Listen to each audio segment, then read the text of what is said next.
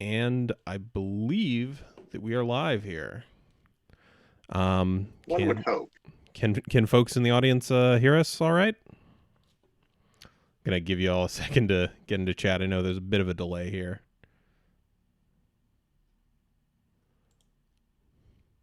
I can hear. Looks All like there's right. one here. Wonderful. All right. Welcome everyone to the Throne of Eldraine Q&A. This is our first pass at sort of resuscitating one of the things that Adam used to do for patrons. We're now spreading it out to the greater fan population. As a little bit of formatting, what we're going to do is we're going to go through some cards that we think are worth discussing. We'll have some back and forth, and this will help inform our decisions when we go to post the update. Obviously, we value your input very, very highly, so if you have an opinion, we would love to hear it. And thankfully, we're gonna start off on a bit of a softball here in the great scheme of things.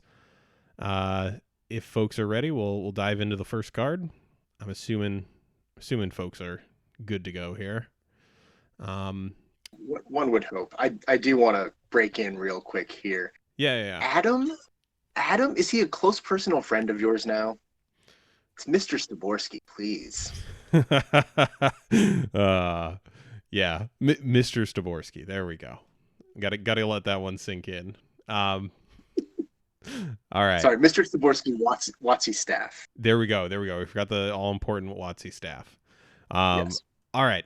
So let's get things started on a nice easy foot with Ardenvale Tactician, and I think this is one of the easier inclusions for us. I think the moment this got revealed, from then on, no one had any real questions that this was going to be in the cube. I don't really know what there is to discuss about this because both modes of this card are good, and you're fine playing either, both, or yeah. Does anyone in the crowd have any objections to this card? All right, we have a question from Grimthorpe. Question: why isn't the cube running all the 1 mana green mana dorks? Not quite on topic. I will say that we will touch on that later. Yeah. I do.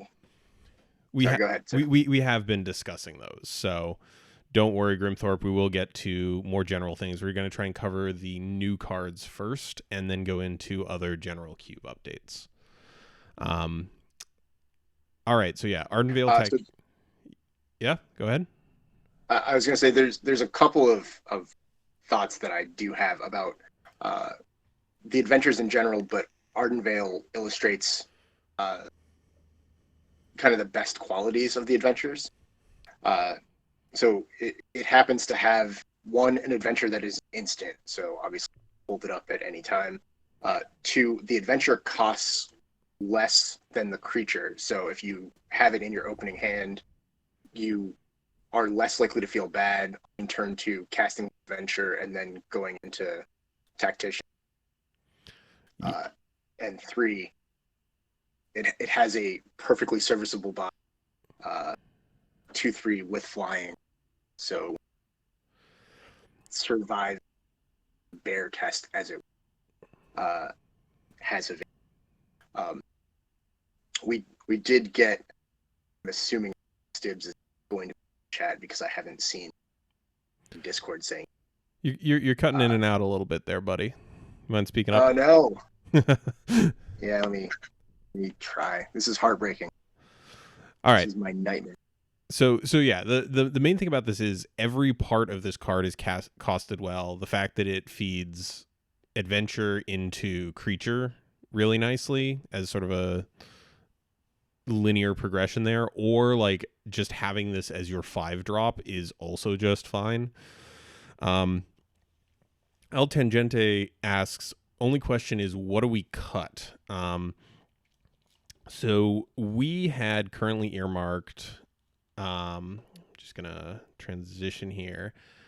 So we had earmarked the glint sleeve artisan. While it does allow for a player to go a little wide, it's not exactly the most interesting of play experiences. It's just fine.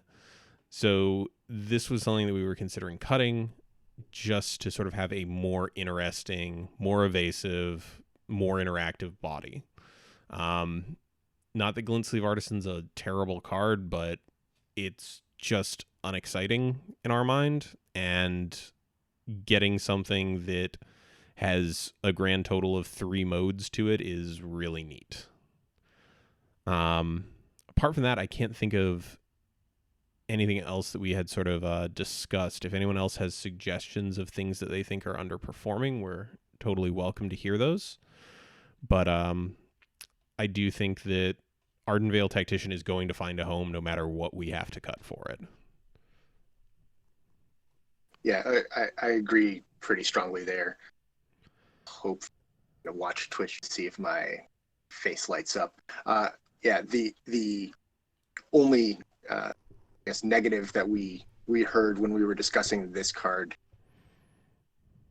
in the secret committee chat was if we cut something that doesn't have flying or evade, are we making, for example, white blue flyers too good, too prevalent?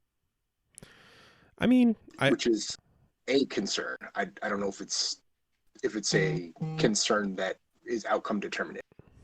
Yeah, I think this is definitely something to keep an eye on, and if it turns out that we're a little too dense in flyers, we can kind of peel that back at the next update a little bit. But yeah, good thing to keep an eye on. Unless anyone else has comments on Ardenvale Tactician, I think we're good to move on to the next card. Gonna give Twitch chat like 30 seconds to catch up. I'm also checking Discord. Nobody's over there. All right, wonderful. Running Movies is saying Tactician is one of his favorite cards. I see him running. All right. I'm not seeing any comments here, so I think it's time to move on to our next of the adventures, and that would be Fairy Guide Mother. And I know that there was a level of frustration and confusion around this to begin with, I guess. People weren't a big fan of the actual body on here, which is understandable. It is a what is it? Suntail hawk. But again, I think this is one where the modality of it is really, really important.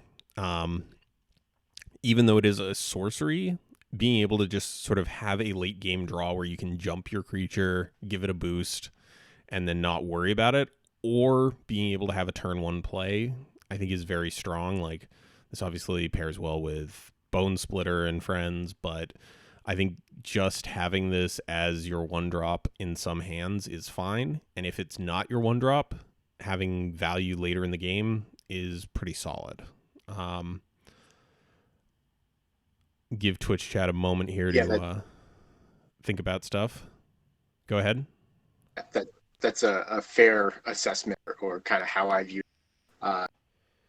Guide Mother. The 1/1 evasive creature is my worst case scenario, and I'm not upset to have that be my 1-drop. When I draw this, or when I have a sequence of plays that lets me cast both modes on turn 3, I am very happy to have it. I think that's the biggest thing. Like, this is a combat trick that sometimes either comes with a 1/1 with evasion, or sometimes is a 1/1 with evasion when you need the curve filling.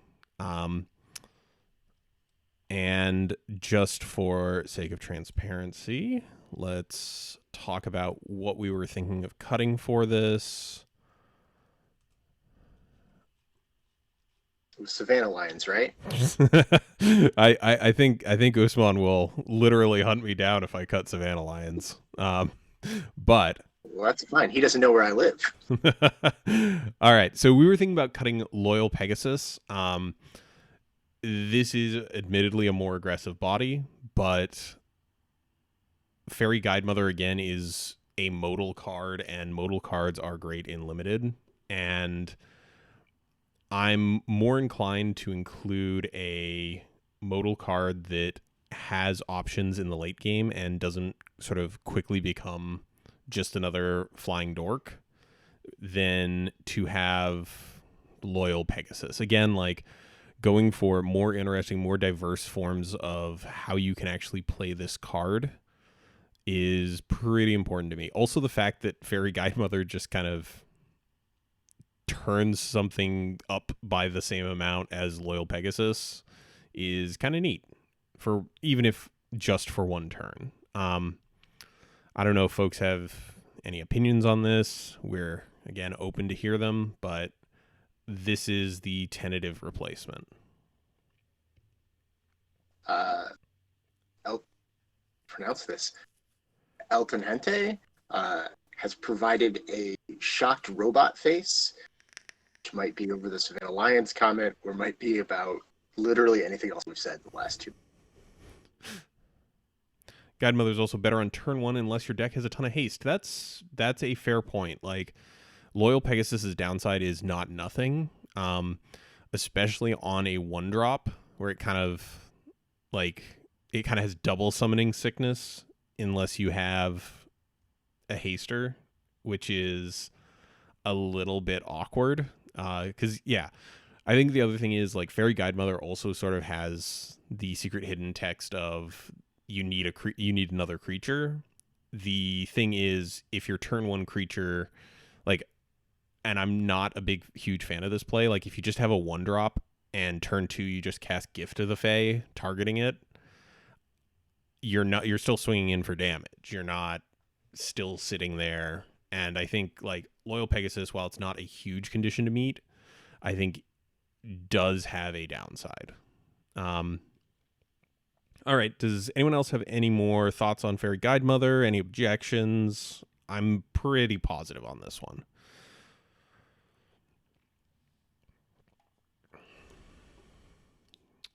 Altahente says, wouldn't Stormfront Pegasus or Mistral Charger be better to cut since they're duplicates? I'm actually not of the opinion that having duplicates is a problem. I think that having multiples of those effects is a nice way to provide a form of redundancy that you don't usually always get in Cube, just because the singleton nature of it. I think just having like two drops that are aggressive and evasive is a good thing for white to have. Yeah, I'm going to agree. And Usman's going to get name checked, I guess, a whole bunch while the white part for Cube updates. Both of the 2/1 flyers that you are they are redundant, but they are the redundancy that aggro decks, as I have trained by to recognize, prefer. So you'll see the same thing in any format where there's a 2-power body. What do we have? Elite Vanguard and Savannah Lions. Not splashy, not super exciting, but if you have 3 or 4 of them, you're more likely to draw and play one on turn 1 or 2. You're more likely to make it damage control deck in actually set up. Yeah, I think like I get where you're coming from with Stormfront and Mistral, but I think we're gonna test out Loyal Pegasus. If people find that they're missing the one drop aspect of it, we can revise that at a later date. But I do feel like this is a reasonable cut at the moment. Does anyone else have anything when it comes to Fairy Guidemother, or are we set to move on? I'll give folks a couple seconds.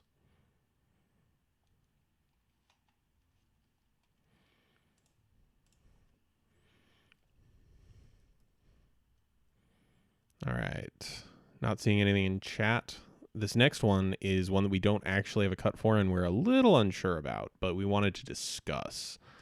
So the next card is Outflank, which is white for an instant. It deals damage to target attacking or blocking creature equal to the number of creatures you control.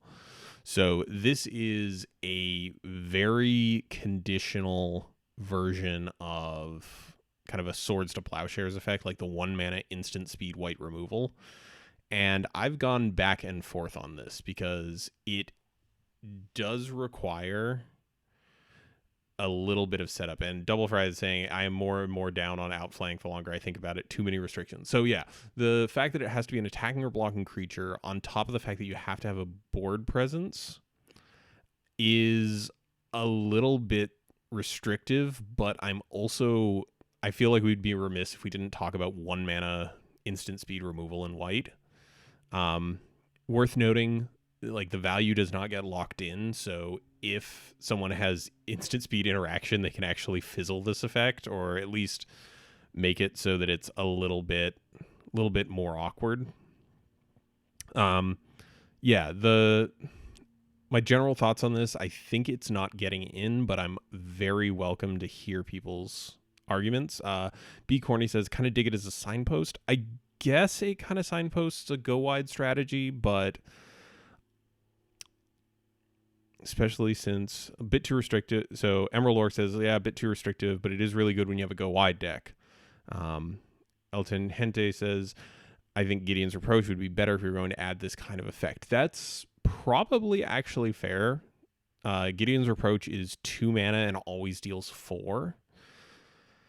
So I see where you're coming from. I think if Outflank was missing the attacking or blocking creature bit, I would be much more on board with it. But as it stands, I think that this probably isn't getting in unless someone can present a really solid argument for it. I think I kind of bought into this with optimism glasses of this is probably as close as we get to Swords to Plowshares these days. But yeah, I'm Fair. I'm off it. Understandable. I think as a signpost card for the white X token decks, it does a lot, but we would want it to be multicolored, a gold card. Yeah, ironically, there's like a weird thing where if this was like white green or white red, I think it would signpost more accurately. Whereas it stands, like, you can build a kind of creature light white deck, and in which case this is kind of a dead card for you. And while not every card has to be good in every deck, it just kind of feels a little funky. All right, so Outflank is probably not making it in on this pass at least. All right, we're going to keep things flowing here with another one of our delightful adventure cards. And in this case, it's going to be Silver Flame Squire, which is a 2/1 for 2, a good old Goblin Piker, but it also has attached to it on alert, instant, 2 and a white, target creature gets +2/+2 until end of turn, untap it. And this is another one where we don't have a specific cut in mind. We added this one in because it's one of the ones where both halves are pretty close to reasonable. But I'm of the opinion it's not quite there. I would love to hear other folks' opinions on this, but I'm not thrilled by this. I think it's very close for what it's worth. Yeah, this is for me it's not quite the inverse, but it's the almost good enough version of teaching the opposite lessons from practitioner. The venture is more expensive than the creature, so if it's in your opening hand, it invites you or encourages you to not follow and not curve out appropriately. And I just can't get over the fact that the Squire is not a Squire. It's so maddening. The 2/1. All right, I've seen, even though the 2/1 body is. I'm seeing some folks in chat here saying I want to believe in this card, but I just quite can't. Me neither. Yeah, it's. I think the numbers are just off. Um, Double Fried says I'm throwing it in as an additional card to test it out, but I'm not hopeful.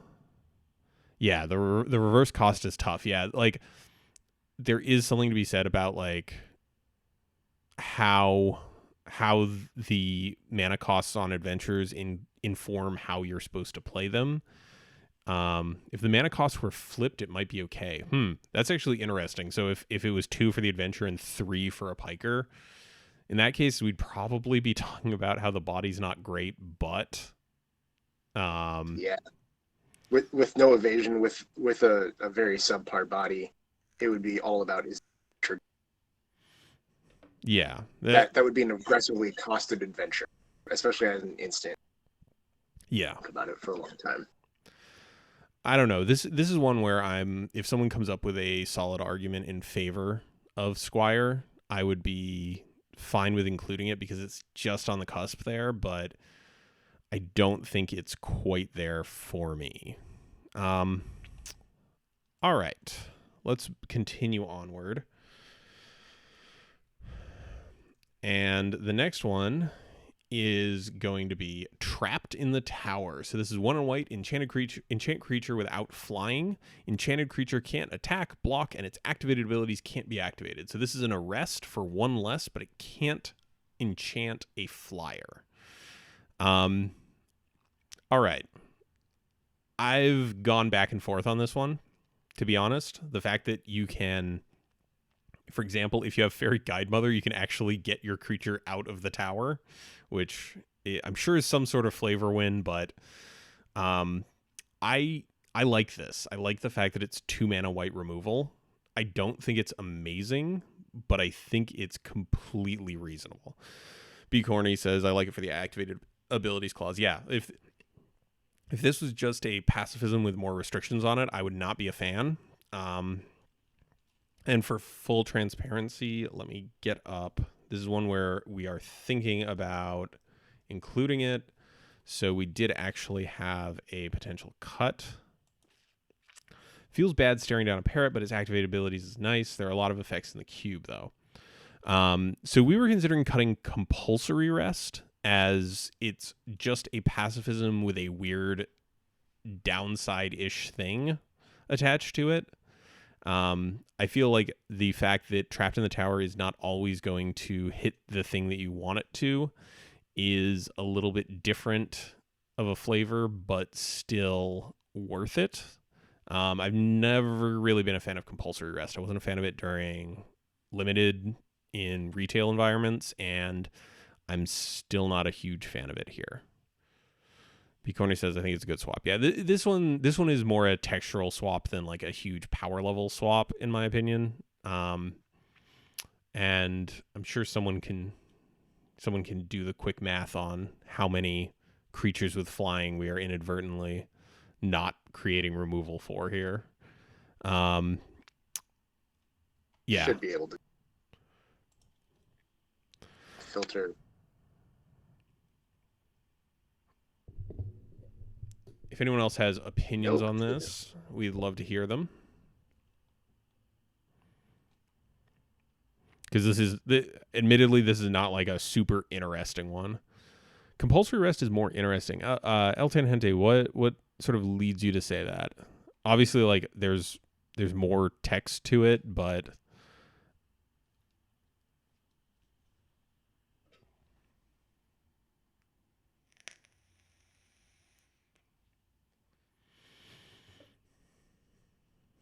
So while Twitch is catching up and having some words, one thing that I will mention about potential problems with Trapped in the Tower, if you are a person who uses the Pauper Cube to introduce, you might run into that weird aura clause where it describes the kind of creature planted and destroys the aura or causes the aura to be sacrificed because the creature characteristic, which MTGO or automatically catch the state-based effect to your new player and or playing will not necessarily this.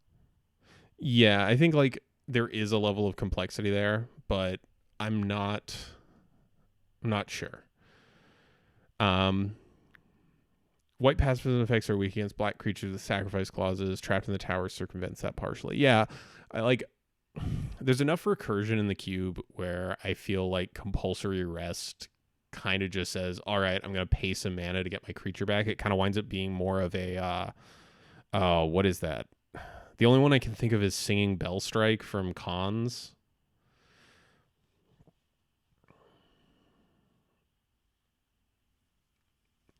On I that believe line, if you do catch, I can't picture it.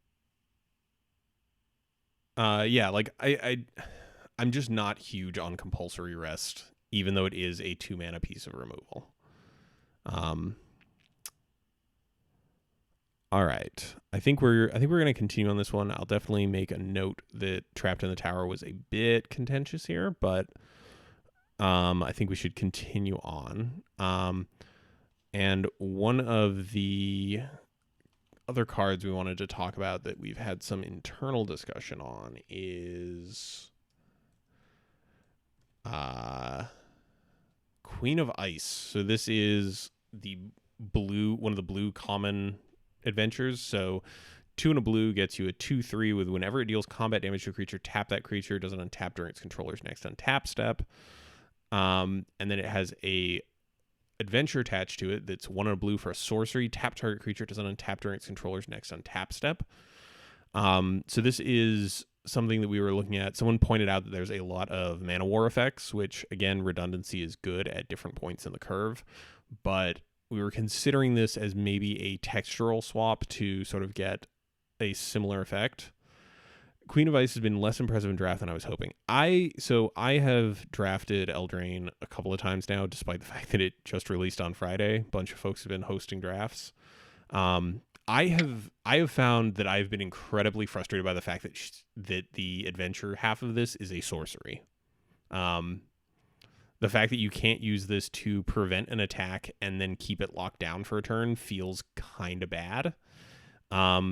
But the fact that she will freeze something again on her way out, because I think that's the tricky bit about that blocking, that combat damage ability, is the fact that she will deal the combat damage and almost always either kill the creature or die herself. That feels a little bit awkward. Like if she kills the creature, then the tapping doesn't matter. If she dies, then it kind of freezes them for 1 turn and, buys you a bit of time. But you're rarely going to have both the creatures survive, which is a little bit awkward. So I've kind of come down on this a little bit. I'm not as big a fan as I was, but definitely something to discuss. There's a lot of words on this card, and I always feel like that generally means you should probably discuss it in a set discussion. Does anyone besides Double Fried have opinions on this card? While we're waiting for talk, I will admit that I did not get to play the card. I inevitably, invariably rather, consider cards like this in the worst case scenario. So staring down turn 3 Gourmet player. This is a card that I want to buy me time to see if I'm going to lose. Yeah, that's not going to be everyone's experience.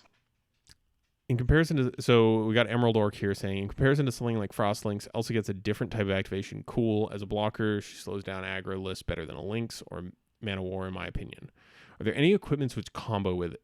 So, unfortunately, Queen of Ice is combat damage, El Tangente. So, even if we have like Viridian Longbow and stuff like that, her ability won't trigger, which is a bit of a bummer. Like, if this was just damage, I would say sure, like that's a neat application. Like if you have this sort of pinger that taps things down. But yeah, quite a few clunky restrictions on her. Yeah, I think the fact that the sorcery speed, I do like the 2/3 body. I do like a good defensive body attached to my defensive creatures, but I'm just things aren't quite lining up. Let's We missed B Corney, who said they started a sealed league last night. I feel like this card was fine as a sorcery. It blocks little dudes. Uh, Tap down on their big guy for it to prevent deaths. yeah, I Which I'm reading as the body and the ability on the body are the reason you would play it, and ability to cast the adventure perk. yeah. I'm I don't know. I think this one might be just off for me, but we'll see. This one might be a we've considered adding like provisional testing slots, where a card will come in and during our next update we will review how it's performed with the intent that if it hasn't proven its worth by the next update, we'll either undo the change or change it to something else. So sort of like a warning list of this is only in here for the time being. We'll see if it works out. Our next one, and I may have a biased opinion on this one, to be completely honest. It's also two mediocre cards in one, which is fine. Yeah, a lot of the common adventure cards kind of feel that way, but I think this one might be a little lackluster. All right, moving on in blue, we have a card that I like quite a bit.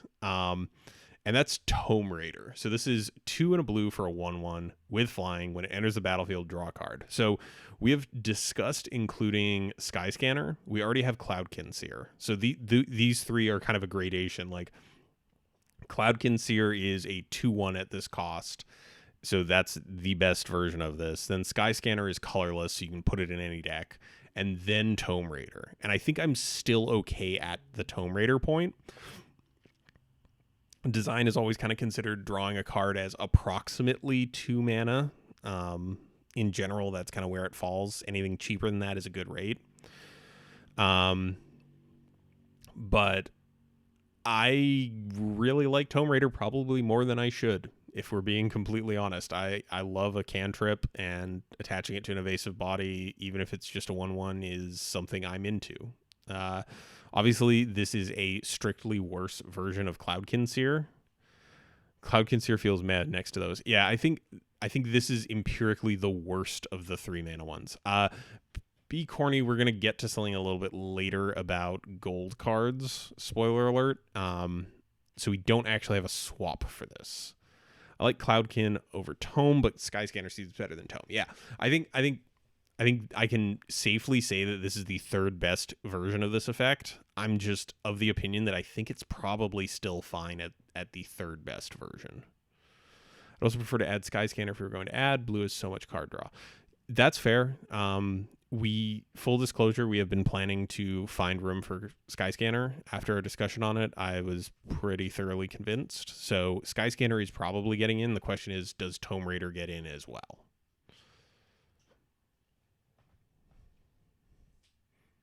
Also, I may or may not have had a very nutty Is It deck that featured several of these, and that's why I'm a little high on it. I don't like it much without context of what we'd be losing out on. That's fair. We'll readdress this when we talk about the gold problem. That seems fair. My problem with Grimthorpe agrees. Yeah, go ahead. I'm just gonna read Grimthorpe's. He agrees that you like it a little too much. My problem is the card draw isn't a cheap enough body to.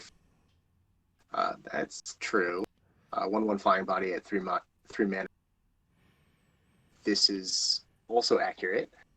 I'm not in love with it unless and until there is a reason to be in love, and that reason is, for me, the Modern Horizon Throne of Eldraine have featured the when you draw your second card keyword payoff, which we don't have yet.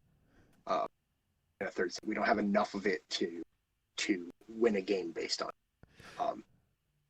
Yeah, I think I'm going to keep one on me. yeah, I think that is something worth discussing here. Like this blue red when you draw your second card thing has actually worked out satisfyingly well. It's not a difficult thing to trigger, but it prevents like the very spells matter focus deck. It kind of it in my experience with that as an archetype over two sets now, I have always felt like it just kind of works and it feels pretty it it's kind of in the landfall realm of things where it's a thing you want to be doing anyway and it just has a payoff attached to it now.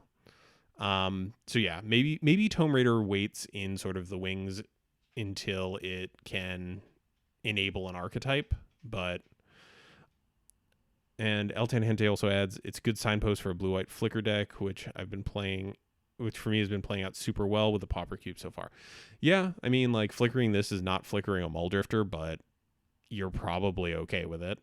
Um, yeah, I think I can see the arguments against it. We'll talk a little bit later about gold cards and maybe we'll come around on it, but yeah, I hear what folks are saying. All right, let's let's dig into what I think has been the most contentious card of this entire spoiler season, and people will not stop discussing back and forth. Um, so this is Witching Well.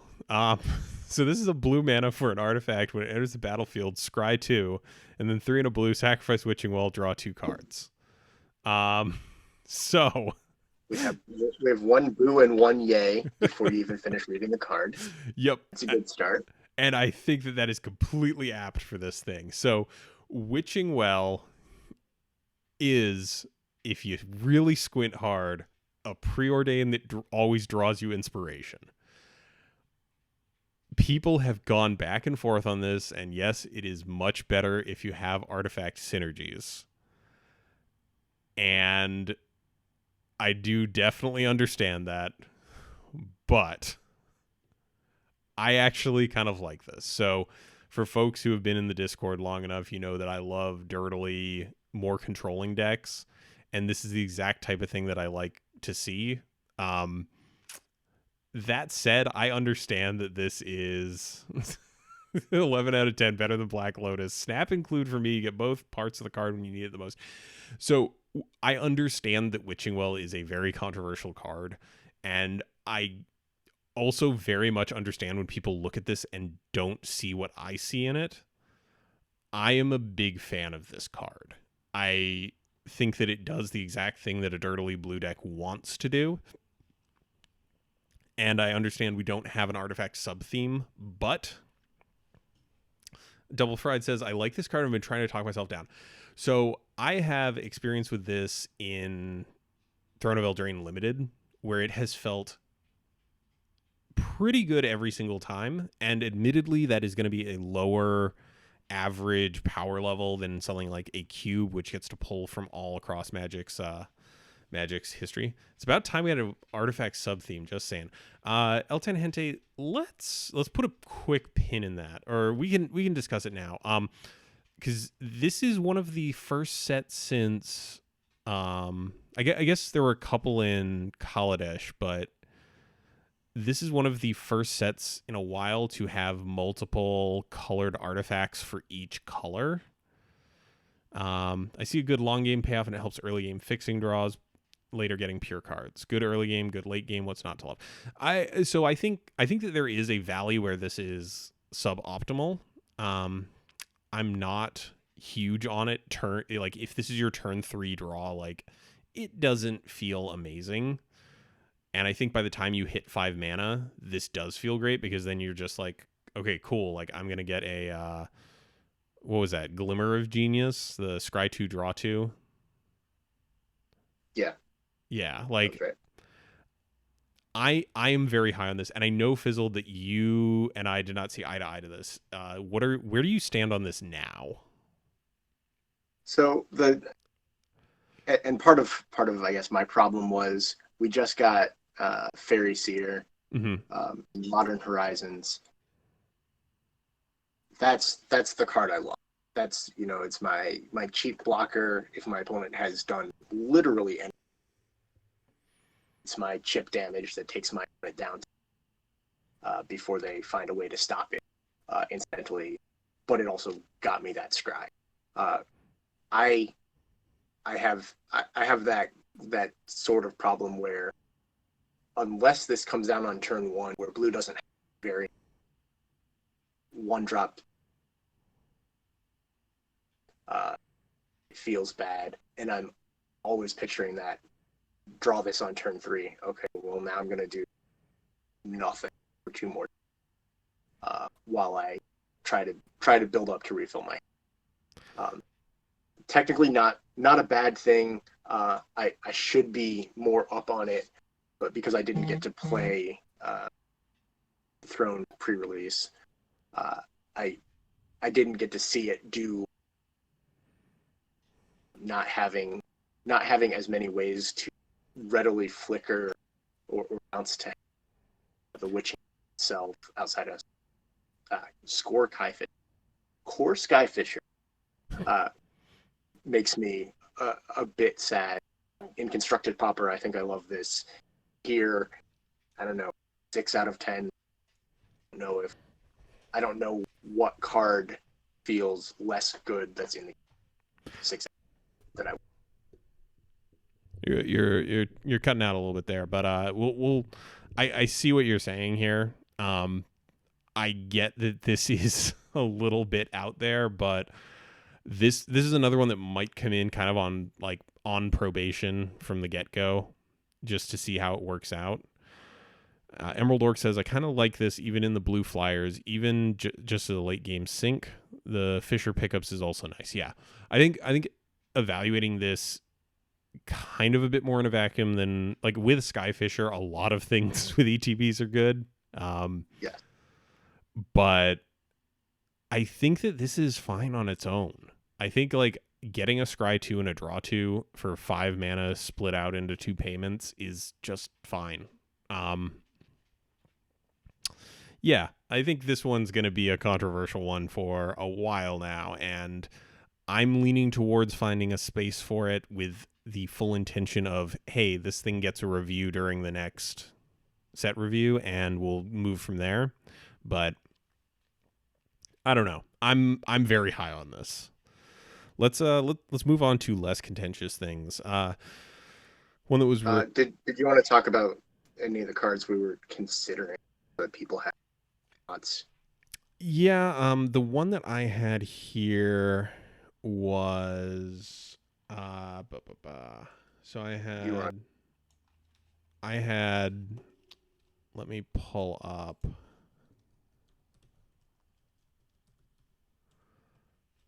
So I had considered that Clutch of Currents might be a reasonable cut. I've never been super huge on this one. It is interaction, which is a bit of a bummer.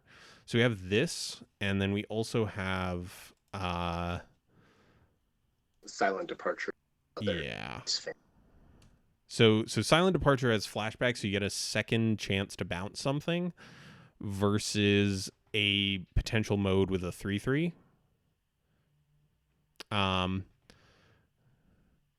Double Mauler, I compare this with Read the Bones, and it seems weak compared to that. Yeah. Okay, so Read the Bones is probably on average a little bit better. The fact that Read the Bones, I see where you're coming from. I do still want to try out Witching Well, especially after seeing how useful specifically Hieroglyphic Illumination has been. I've really been enjoying that card in limited environments, but I do hear you. I hear what you're saying. Like 5 mana for a no life loss version of Read the Bones doesn't feel amazing, but I think it does just enough. Also, the fact that this can be instant speed in a color that likes having mana up on its opponent's turn, I think is a pretty big get. Again, this is a controversial card. People have gone back and forth on it. I cut Clutch for String of Disappearances personally, but well might be the right move. Yeah, I want to get this in. I want it to get tested. I want people to play with it and then tell me, hey, this has been doing well, or hey, this card is terrible. Why did you put it in? I think like this is one of those things where you can argue theory all day on it, but it's going to take like actual testing to figure out whether it's good. I do like changing Witching Well for the Awakened card. Yeah, Clutch just, I get that it has a mode where it's a creature, but it kind of feels a little bit awkward. Also, like both of these are sorcery speed bounce, which isn't my favorite form of bounce, but I do get that if either of these were instants, they'd be upsetting to play against. All right. I think that's enough back and forth on Witching Well. We'll try and figure out some way to test this out without upsetting everyone. Clutch isn't clutch enough. Fair. I hear what you're saying. All right. So let's go back to a one card view. The next thing we have on our list, and this was one that I believe Usman had requested some discussion about. I haven't figured out if this is fine, good enough, what have you. So this is Lost Legion. It's 1 black for a 2/3 that scries 2. That's the whole card. Is this good enough? Question mark? It's so before I answer that question, figure out how since you did get to play through, we've seen a bunch of 2/3 bodies so far, just the cards that we're talking about today. Is it slow and grindy? I mean, so Eldraine, I have found there's a couple of faster decks, like any of the adventure decks are pretty quick, but Lost Legion, I think I played 3 of this at the pre-release because I opened a pool that was black and red heavy and I had some night synergies. This always felt fine as a turn 3, like being able to make sure that I'm probably going to hit my 4th land is nice. It's just it's not amazing. My Eldraine has been pretty slow. Yeah, like the last draft I did, I lost a game to decking myself, and that's very real. I think the card is fine, but not what black wants to be doing. I guess that's fair. Like comparing this with let me pull up a second window here.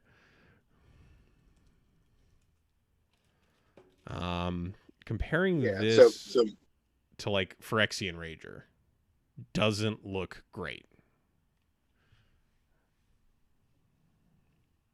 yeah. So my I guess my theory crafting read on it is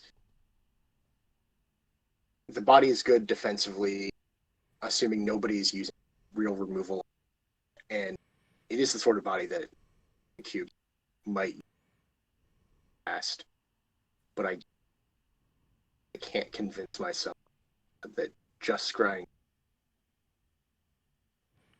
is going to be exciting, especially knowing that I could have something like instead Liliana Spectre, that same 2 power, but it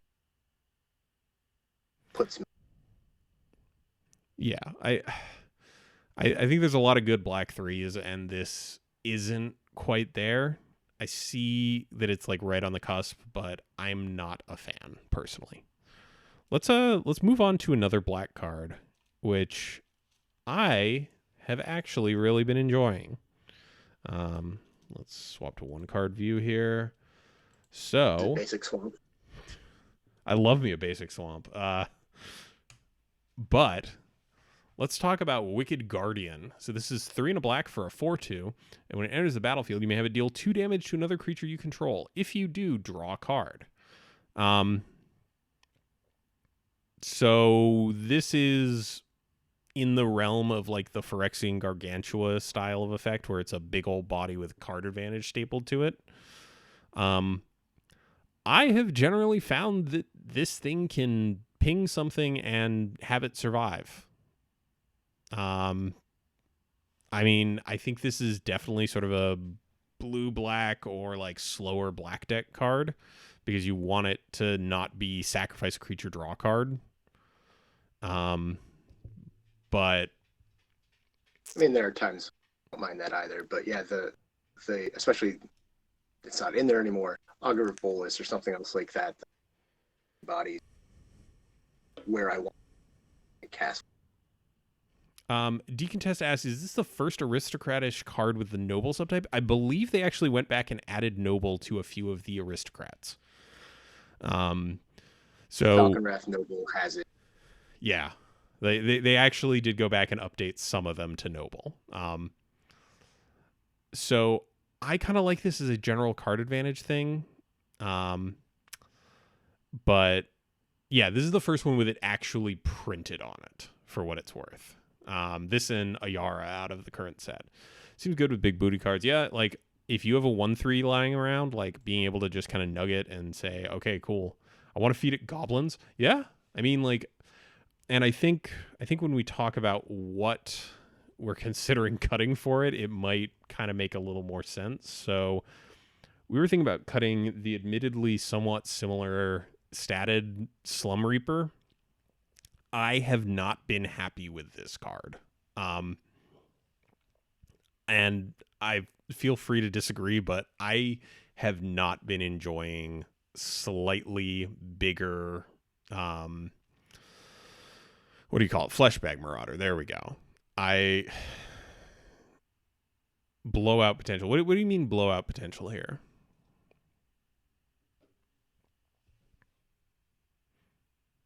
So while we wait, Actually, does Wicked Guardian work if the creature gets removed? it's a May, so you no longer have the creature, but also you don't target a creature. Yeah. So it's enters the battlefield. At least this is my enters the battlefield. Choose to deal damage a creature. At that point, your opponent Can't respond. can try to remove all. Well, yeah. So once you are choosing, you get to announce the trigger. They can remove all of your other creatures. If so, you do nothing. You don't draw a card. If they Okay. don't, you still, I think, get to choose whether or not you're going to do damage. Yeah, okay. That's what I thought. So okay, so I guess yeah. So Slum Reaper, like, on its face looked really good. Like the idea of like sack my 1/1, you sack a real card. I think the issue is that a lot of times they don't sack a real card.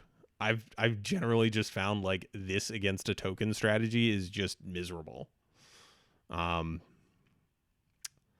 but yeah, I am not a huge fan of Slum Reaper. Replacing it for a very similarly shaped body that actually draws a card instead of removing their worst creature has felt pretty reasonably like an upgrade. I don't know if anyone else has like opposing opinions concerning Wicked Guardian, but I think this is a pretty solid upgrade personally. I have I guess, an anecdote, and then that I don't necessarily need an answer to. For my anecdote, every time that I've gotten Slum Reaper, it's been like pick 6 or 7 white, where I am using pacifism effects. Enter the battlefield trigger becomes useless to me. But I need to play Slum Reaper because it's big, threatening creature. And then my dumb question is, what happens with Wicked Guardian and Guardian since it doesn't target? Oh yeah, I guess you can just target. You can just choose Guardian of the Guild Pact and have the damage prevented. Huh? Because it's not conditional on the damage actually being dealt. Because there's no window for removal. Because it doesn't target. Huh? That's actually like an interesting, neat little piece of synergy. All right, Guardian Tribal, I'm doing it. Huh? I hadn't actually thought about that. I don't know. I don't think there's anything else with protection black. Yeah, if you choose to do it, it triggers anyway. Yeah, it doesn't care about the damage actually happening. That's interesting. I actually like this a little bit more, that if somehow the damage gets prevented, it's still fine. Huh. Curious. This is, by the way, where I note the only reason I'm on the cube I'm on the cube committee is because I asked dumb questions. This. I mean, it's not the only reason, but yeah, like, huh. Yeah, I think this is a solid upgrade in terms of we still get to keep a reasonably aggressive body for the cost with an ETB that feels a little bit better. Um, yeah, like feeding this goblins is fine. Also, just pinging your X3 and having it survive is also fine. Find Edict effects a little lackluster in Cube. The main benefit of Diabolic Enchainers is that they can come out early. Yeah, I think that's the big issue I've had with Slum Reaper is at the 4 mana point, you're likely not getting a real card out of it. Um, so yeah, I think this is a solid swap, and I'm glad to see other people are agreeing with that, and I'm not a crazy person. Um, all right, we are now gonna move into red cards. Slum Reaper wins on art. I kind of like the Wicked Guardian art, but yeah, Slum Reaper is this weird, creepy horror thing. I'm I'm a fan of both, if we're being honest. Next up, we have another another adventure, and it's Merchant of the Veil. Um, so this is a red mana for an instant haggle. You may discard a card. If you do, draw a card. And then the body is a 2/3 for 3 with 2 in a red, discard a card, draw a card. Um, I've really liked this. I've played this in limited, and it has felt amazing to never draw late game lands when you're flooded. Um, yeah, I don't know what else to say. Like, this helps enable spells matter by being card filtering. It helps in red X mid range decks by filtering away lands late game. I'm I the thing I have here to cut is Common Iguana, which I can pull up for folks at home. Um, and this is Common Iguana is actually one of the uncards that could probably be a real card, but so yeah, this is just a 1/3 for 2. When it enters the battlefield, you rummage. Um, I think Merchant of the Veil is better. Yeah, technically agree. Points. I will be sad to see Iguana go, but the body upsetting. B This B Corny this is all says fun. B Corny says cut whatever you want. This is the hero we need. Uh, Ooh, and Yunra says Haggle is almost extra sorts. Story checks out. yeah, Oh, that's the other thing I should say. If we do get probably one more set, blue red, second card drawn matters. This is absolutely a card that we are happy is all yeah. I think like ones. I think the fact that this nicely works with both spells matter and a potential draw the second card archetype is just solid. Um, yeah, fine with this. Common Iguana is a cheap red card, but that is not aggressive. Yeah, like Merchant of the Veil can get into combat. The fact that that ability doesn't require it to tap is actually a reasonable upside. Yeah, I've been enjoying this card a lot in limited, so I think this is an easy include. All right, let's swap back here. As you prepare to move on, I have to ask the dumb question: how long until somebody demands that we basket root wall? I Alpagante says, "What do we do if we already cut the cards?" think I have Azra Uh, Blade Seeker. I think Azra is in the main list. I could be mistaken yes, on that. Azra's there. Thought on That one might be a good one once we have the actual update out to pose yeah. to the chat and try and figure something out there if your list is deviated. Um, I totally understand the cutting of silver border cards, even when they are admittedly like Common Iguana. If you squint real hard, is a real magic card. All right, moving on though. Let's talk about Red Cap Raiders. So this is 3 in a red for a 3/2, and when it attacks, you may tap an untapped non-human creature you control. If you do, it gets +1/+1 and gains trample until end of turn. So first off, let's talk about the thing that I saw people comparing this to. Did someone say Basquiat Walla? We did. Um, I think, I mean, putting Root Waller over Vivian's Grizzly, it's fine. Now Rummage is better with it. We'll talk about Vivian's Grizzly. Don't you worry. All right. So the obvious comparison in my mind for Redcap Raiders is Raging Crunch, in that they are both ostensibly 4/3s for 3 mana that care about having another creature. I'm not quite there on Redcap Raiders. I'm gonna be honest. I think the fail case is really lackluster, but I would love to hear other folks' opinions on it. So while we wait for the chat to catch up a little bit, I will say that I like Crunch a little bit more than, I guess, almost similar but legacy card Mog Flunkies. Mm-hmm. Uh, Crotch is able to Crotch is able to block at all points, and 3 toughness is often even when it's by itself. The Mod Raiders, loved them back when I played in Tempest times. Weird sentence. The the fact that you can remove them from blocking or from attacking by killing other creatures has stressed me out for a very long time. Redcap Raiders is the card cut. A personal fork if Mod Raiders are still in. Yeah, I'm inclined to say that Raging Crunch is active as a 4/3 more frequently. The trample is nice on Redcap Raiders. Like getting your 4/3 stonewalled by 1/1s doesn't feel great, but I'm inclined to not include Redcap Raiders, especially because I have not been happy with its performance in limited. Again, like it's not a 1-to-1 comparison, but it is the other point of comparison that I do have, and I have not been exactly thrilled by it. And I think, like, if someone has a great argument for it, I'll hear it, but I have not heard anything where I've been like, okay, I get it now. Like I'm in favor of including this. Yeah.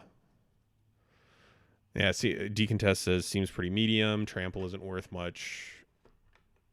Isn't worth the much worse fail case. Yeah, like a 3 mana 3/2 is not great. And yeah, this does kind of require a constant stream of creatures, whereas Raging Crunch just says, I need a creature that can attack. It is nice that Redcap Raiders does sort of make those like dorky 1/1 tokens into a way that you can attack in with them. Like they just kind of like hop on the train. It's almost like someone fixed how banding works. The very very cursed opinion on this card. So the secret is you got to bring Call Me Garden. Ooh, there you go. And also like that. I let me double check. I'm curious as to how actually restrictive that non-human clause actually is in red, because I thought somebody had done the back of the envelope, and it was something like 70 of the creatures. I Sorry, 70 creatures in the cube. Red doesn't have very many. let me double check. T human. So in red there are 9 humans. And a bunch of them are actually things you would probably not tap in order to give this +1/+1. And I'm also not going to count Gear Up or Gear Crafter because it comes with a non-human. Yeah, I don't know. I'm not on board with Redcap Raiders, but I wanted to discuss it because other people seemed generally excited about it. Does anyone else have anything before we move on?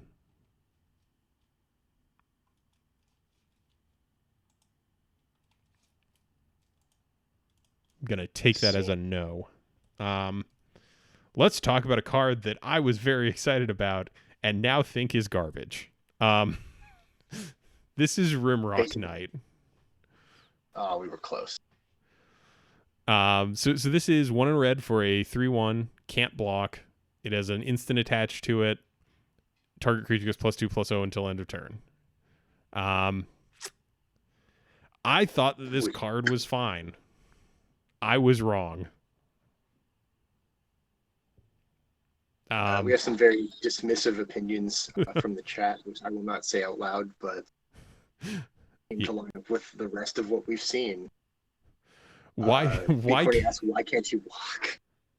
Because it's a red aggressive creature. If you let it block, people will misplay it. I'm kind of joking here, but also kind of not. Like, this is clearly meant to be an attacking thing. The only time this card felt good, I had it at pre-release, and I needed 2 more damage, and I had an unblocked attacker, and that was it. Like, this was turn 8 or something, and I drew this, and it felt okay in that exact situation. 2 out of 10, my rim was unrocked. Yeah, this looked good, and then I actually played it, and I think it's bad. Yeah, sometimes your opinions get informed when you actually try things. Shall we move on? Does anyone else have anything? Please don't. That's all I can Nothing say. clever. Big Corny, if only it was. If only it was good at attacking. Yeah, it's typing up some paragraphs. No, Double Fried. I'm gonna block you out of the chat. All right. Let's talk about an actually good card. Let's talk about Thrill of Possibility. So this is very familiar if you've played Limited within, I think, the past like 5 years. Thrill of Possibility is 1 in red, instant, as an additional cost to cast this spell, discard a card, draw 2 cards. This is just Tormenting Voice at instant speed. I think this card is good. Yeah, I think like, yes, please, let's add 4. It's good. Yeah. I think that this is a solid inclusion. I like it turns on the second card thingy on opponent's turn. That's true. Instant speed, Tormenting Voice, Hype Train. Yeah, like, I think this helps mitigate the feel bad of opponent holds up counterspell mana for it, because I'm honestly okay sometimes saying 1 red, pitch a card, like card disadvantage myself to let my spell on my turn resolve. Does Thrill replace Honor the God Pharaoh? That is a reasonable question. I am inclined to say no, because I like this effect, and Honor the God Pharaoh comes with a body attached to it. But I'm willing to hear other people's opinions on it. Decontest says, and little by little, we put more storm cards in the cube. I'm not saying you're wrong, but you'll find my dead body before you find Pyretic Ritual in this cube. Or I never remember all the red ritual names. Unless they print another adventure card, one of a perfect. Yeah, I'm.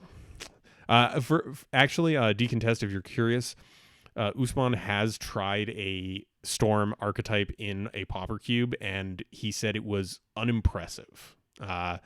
If you contact him, I'm sure he can give you more details on it, but he went pretty deep on it. It was a sight to behold. But yeah, Storm is a parasitic mechanic, or a parasitic archetype. Body's not everything for God Pharaoh's gift. Personality matters too, guys. All right. Yeah. Yeah, that was my experience. Well, yeah, Storm is very tricky to make work in Cube, and I've noticed that a lot of people, once they have made that realization, have swapped to a spells matter thing, which is close.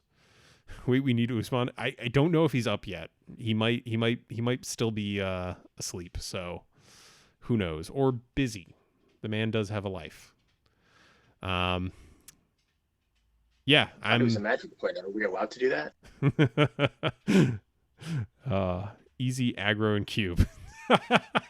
Oh boy, who's won? I didn't say it. It's someone else this time. This one doesn't just cube 24/7. All right, what are we cutting for Thrill then? I had actually like tossed around the idea of cutting something like Magma Jet. We have a lot of removal, and Magma Jet is kind of card filtering. Let me just pull that one up for us here. So Magma Jet is 2 mana, deals 2 damage to target creature or player, scry 2. Yeah. Thrill sort of turns into removal if need be. I'm not sure I buy that, but yeah. One of the things I've been looking into a lot is the removal in Pauper Cube and my Mirrodin Magma Jet. Yeah, I know Mirrodin Magma Jet is real pretty.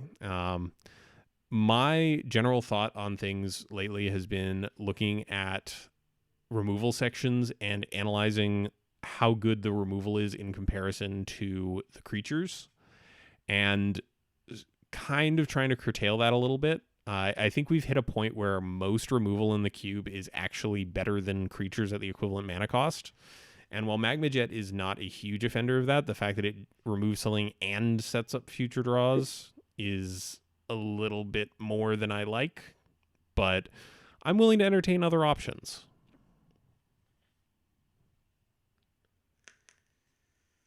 Yeah, it's a fair sequence of words.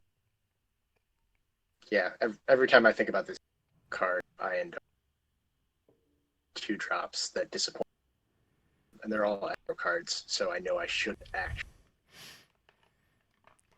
Yeah, because I am afraid. I think the other thing is like Thrill of Possibility is probably fine in a lot of aggro decks. Like, okay, cool, I found my fifth land. I don't need this. Like, let me thrill it away and like draw into more gas.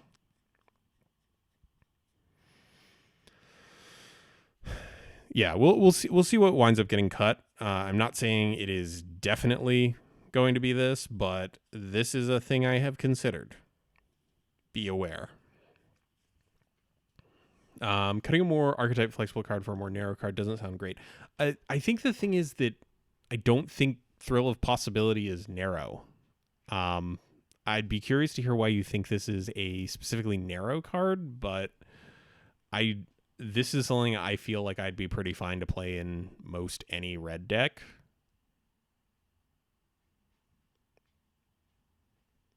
Generally, I'm also delaying trying to figure out what team put.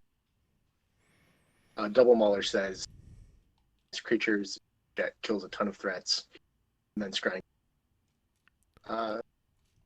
Sort of.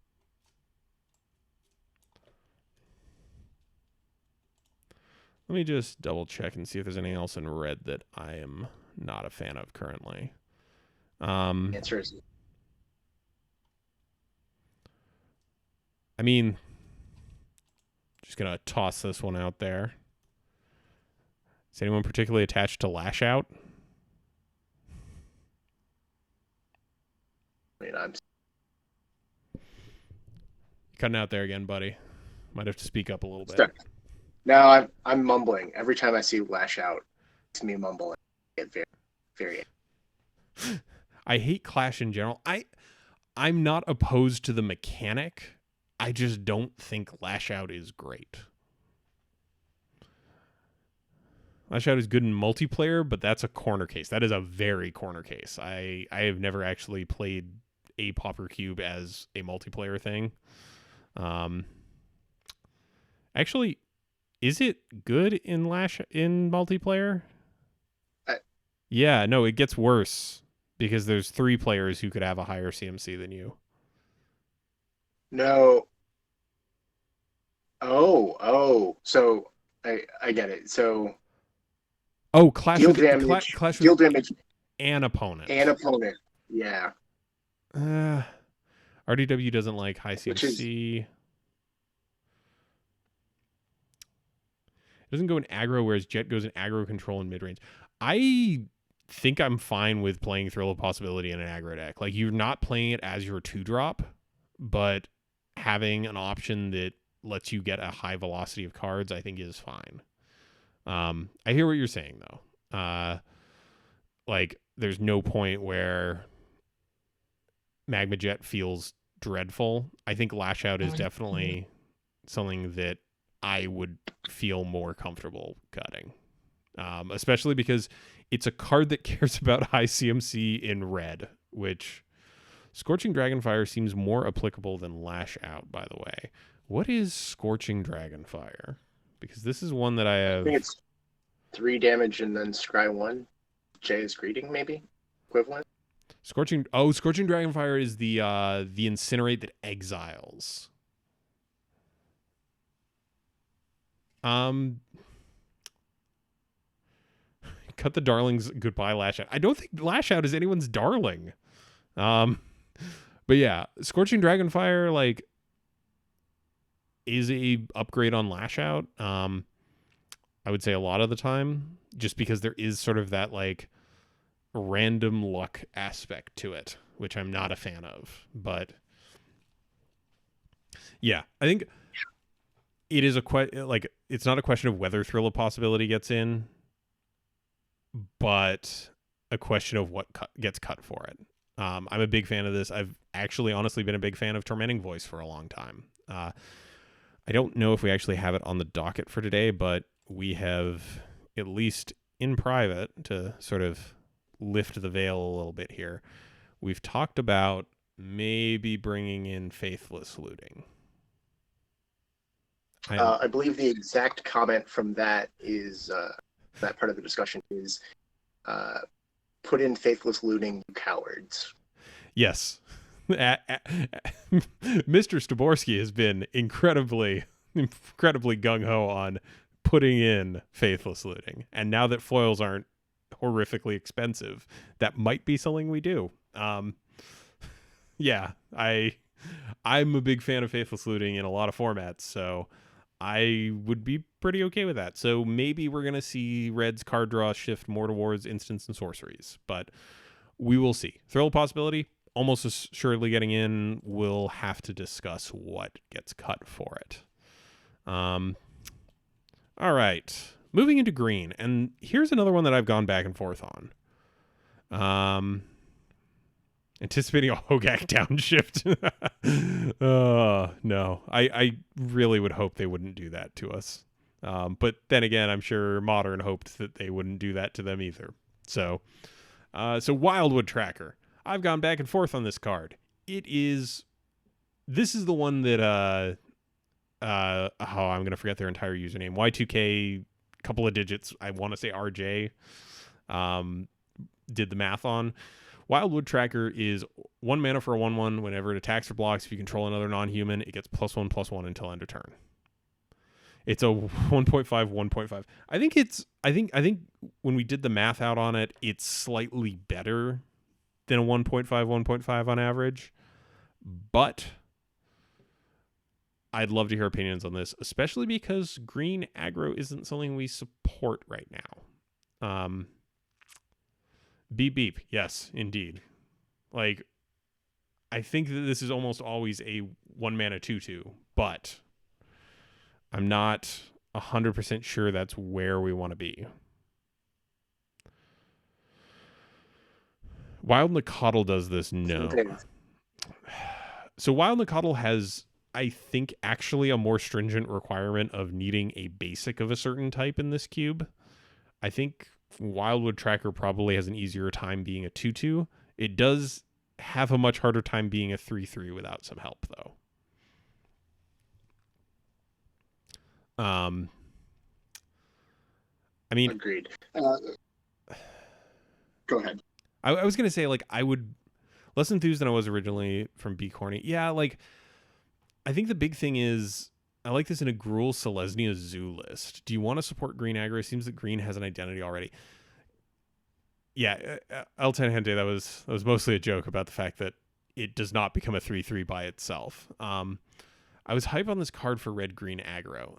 I see, that's the thing. Like, our green low drops aren't dreadfully, like, they're not screaming like our 1 drops right now are Squirrel Dealer and Young Wolf. Like, we don't have that density at the lower mana costs. And then a lot of our 2 drops aren't dreadfully aggressive either. So I think this sits in an awkward place, and I'm not 100% sold on it personally. I think this is one where I'd love to get more opinions on it, because at face value, a 1 mana 2/2 is fine. But then there's also the question of, like, would it be better just to put in, what is it? Nettle Sentinel. What are you just looking for? Oh, I wasn't even going with Nettle Sentinel. I was going with Skargan Pit Skulk, the 1 mana 1/1 with Bloodthirst Well, let's 1. see a basic Bloodthirst. Like, I guess it depends on if we're envisioning it for aggro, maybe. The the thing that really kills me about Wildwood Tracker is it gets that pump on defense as well, but the creatures that you want to defend against early with something like Wildwood Tracker are are already just too one. Your opponent's Jackal, Elite, Elite Vanguard. oh, and for If you reference, could block just for Kite Sail, reference, gonna pull up a yep. Nettle Sentinel as well. Mm-hmm. Um, This this, into a 2-drop like Goblin. That's that's the exciting case, but yeah, is it? it feels weird that in a green based deck, you don't. There's not a lot of support for like early aggro. Like I see the case for this in like a low to the ground green or X green deck where green is your secondary color. I don't know. I'm still very much on the fence for this. If we want to support green aggro, I think that's a larger discussion. Um, but maybe just maybe, um, I've talked in private about uh this little one here, Squirrel Dealer. So this is currently in the cube. It is kind of a 2/2 for 1. Um, I'm not trying to cut out all of the uncards. I don't personally enjoy them, but sometimes they present somewhat unique effects. And Wildwood Tracker, ironically plays well with Squirrel Dealer, but um, yeah, I don't know. This one's a tricky one. Let's move on from Wildwood Tracker. This is definitely one that's going to have more discussion. I like the fact that some people are excited about it, some are a little more tame on it. We'll have to review that one in the privacy of our personal chats. Let's talk about one of the first cards we got spoiled for this entire set. It's Ginger Brute. So this is a 1 mana 1/1 with haste. And for 1 generic mana, it can't be blocked this turn except by creatures with haste. 2 tap, sacrifice it, you gain 3 life. So I applaud whichever WotC R&D person figured out how to template run as fast as you can. You can't catch me, I'm the gingerbread man. But I also think this is a fine aggro card. I don't know if other people are going to dissent on this one, but it's hard to block. It holds Bone Splitter and other equipment and enchantments really well. And worst case scenario, like late game, you can pop it for 3 life. I don't know. I've been very impressed with this in Eldraine Limited, where someone actually, I think, swung in for 8 points with this over the course of a very slow game. It's so good in every color. I don't think it's so good. The Zumi Cookie is great in any aggro or sack deck. It's colorless too. That's the big thing for me. It like it just keeps getting in at 1 mana. Yeah, the sideways kind of evasion is actually really appealing. Also, I've said Probably. I think I've said this in public. Like, if someone leaves back a haste creature to block this, I think you've already won. Like, I think you've already like gotten advantage out of this more than you should have for a one drop. Worth testing. Being almost unblockable is big. Actually, good point on the almost. I'm curious. So, how many cards have haste in the cube. So, we have. I see 26, but not all of them.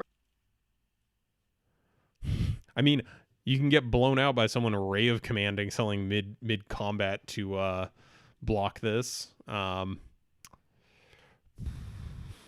guess That is the dream with Ray. That's what I want. yeah. But yeah, like mostly it's just red stuff, and you know what? Like, I think I'm really okay with if this gets blocked by any of these creatures that have, because like there is one drop in the cube with haste whose costed is 2. I wouldn't like it much. Completely legit. Like the fact that this is a much better raging goblin is the entire selling point.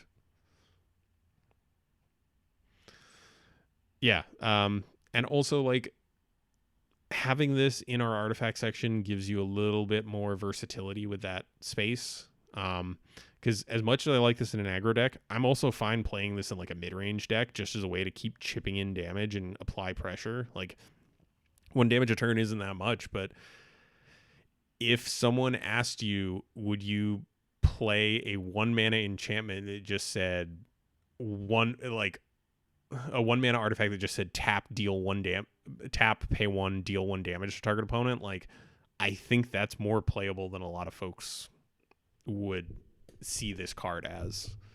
And I'm curious if this is like an additive distraction thing, because I've definitely seen some people not be up on Ginger Brute. I don't know. I'm a huge fan. I assume it's the humor, and this is a wild worst case scenario. But worst case scenario, this is bottlenecks.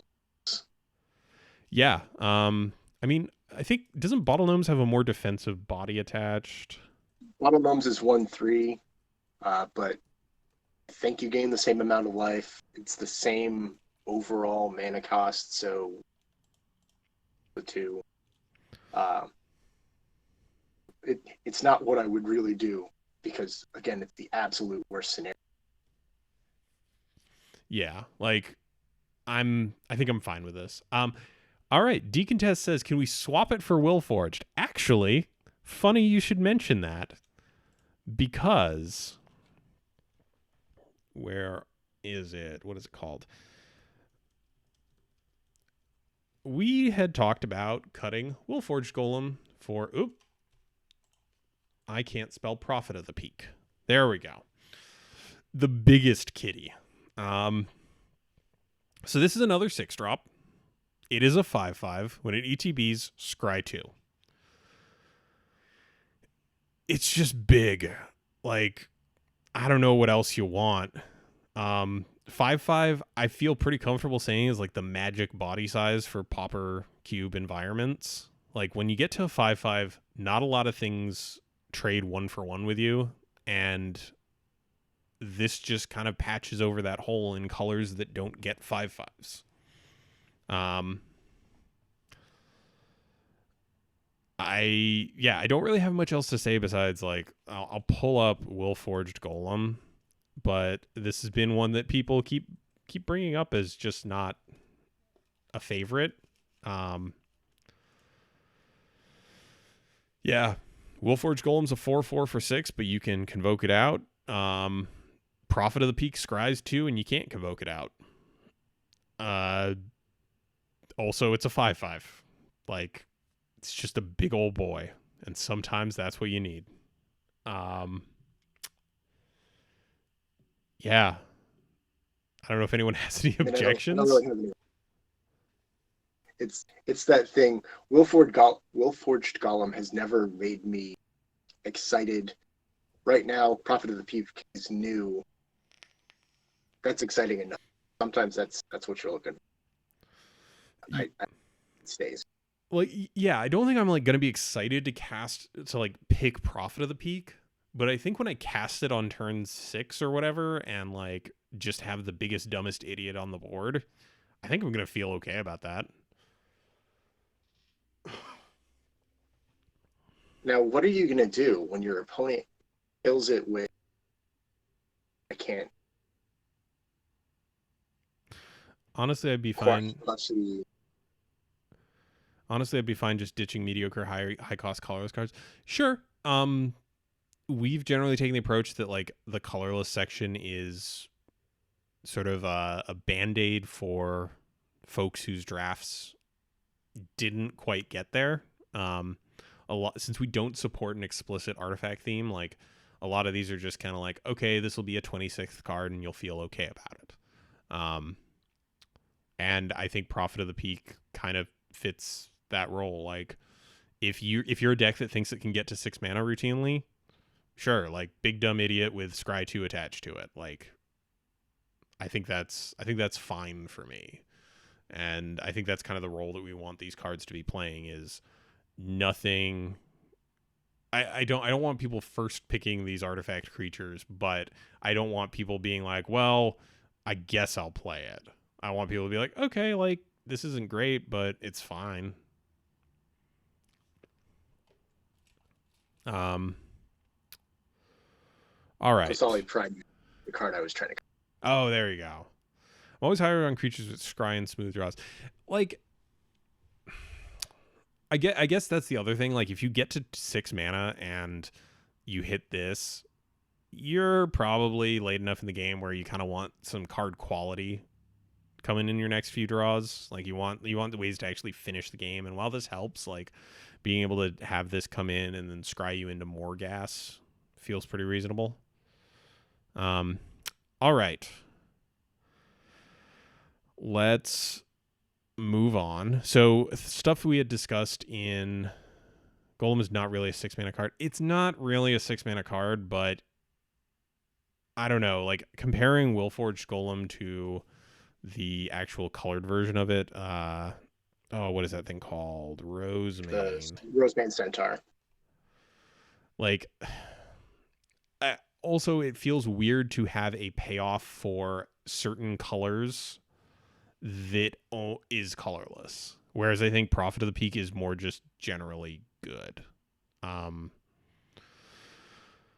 and yeah, like Willforged Golem is definitely one of those ones that we keep getting people saying, like, why is this in the cube? I don't think it's good. And I'm excited to just try out something different in that slot and see how it works out. All right, let's talk about someone asked way up at the top about some of our old friends, and I'm going to pull up two of them because I don't have an overlay for 4 cards. Some of our old friends who have left the cube a while ago. I believe it was it El Tangente? Please correct me if it wasn't you, but someone had asked up at the top of the show why the Mana Dorks got cut. And I actually looked into this. I found the article where Stibbs cut them. Grimthorpe, there we go.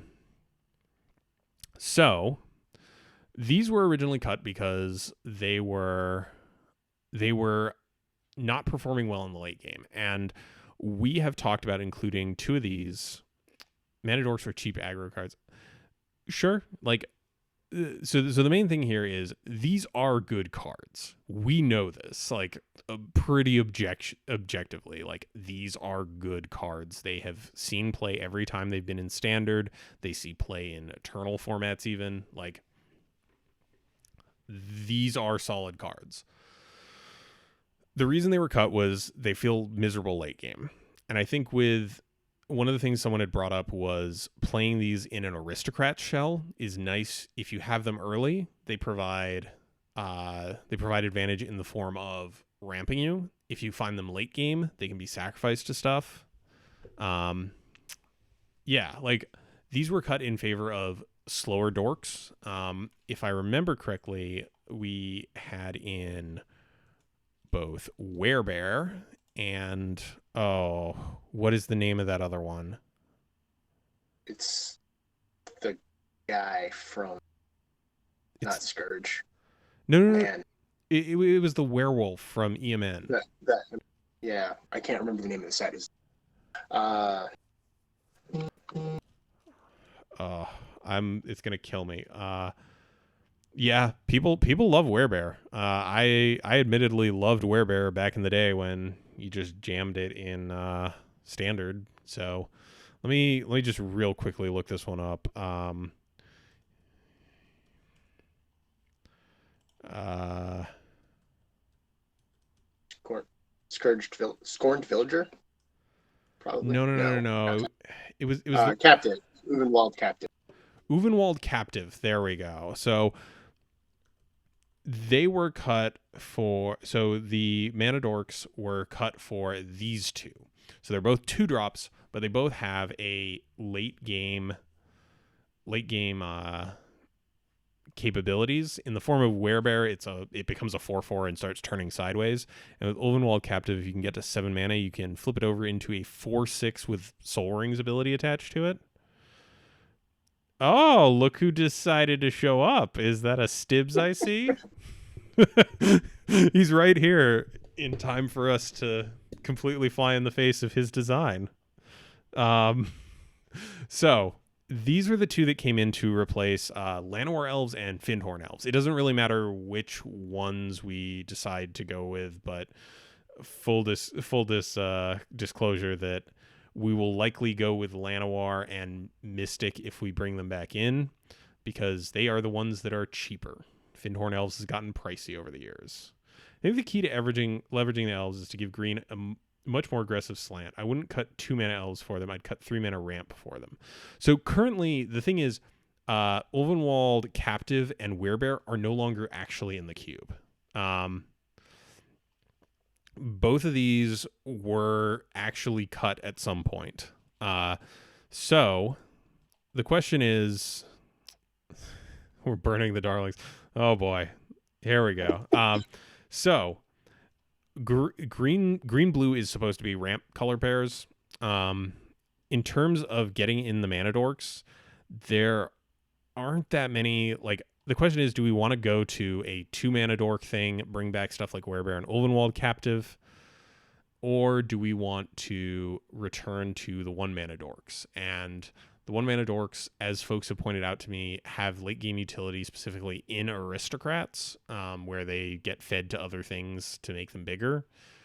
I'm not the hugest on that, but I'm also of the opinion that just having your Mana Dorks in there as, chump blockers or a chance to spike the early game and get to your higher mana requirements quicker is solid.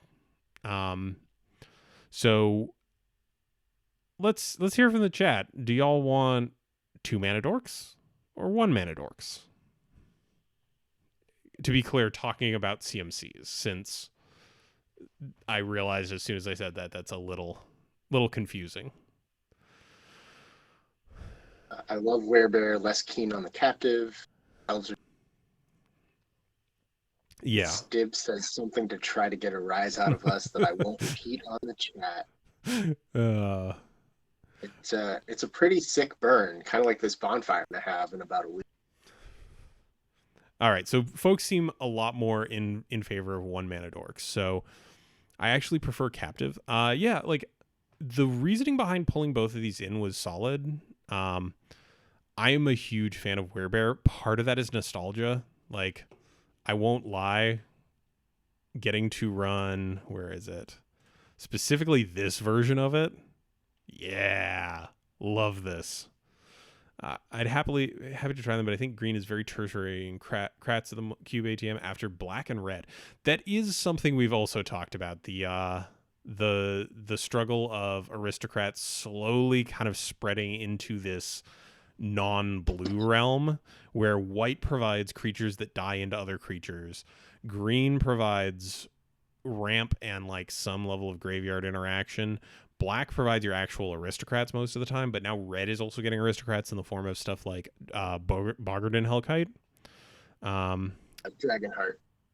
One concerning thing I've been seeing in my drafts is green decks becoming 3-color soups that underperform. Might be drafter error, though.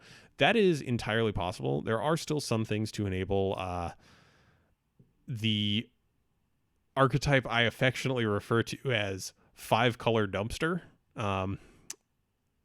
which it happens.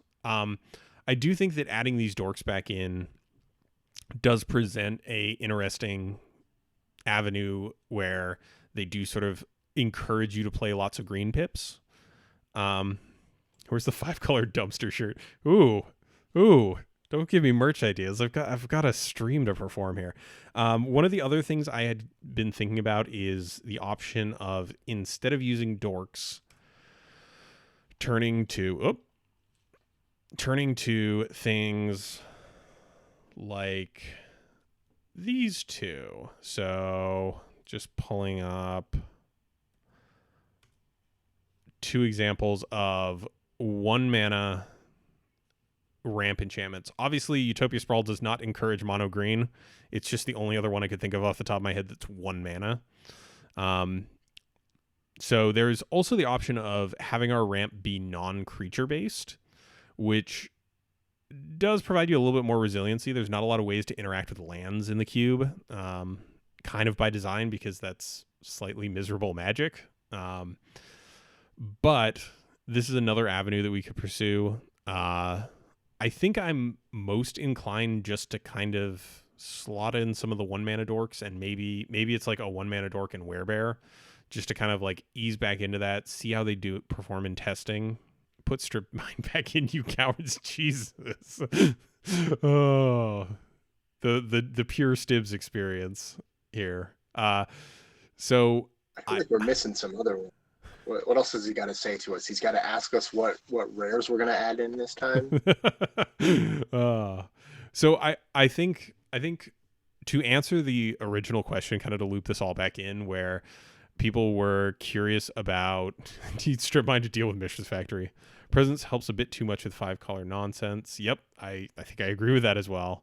Yeah, 5 for folks unaware. Let me pull up Nylea's Presence.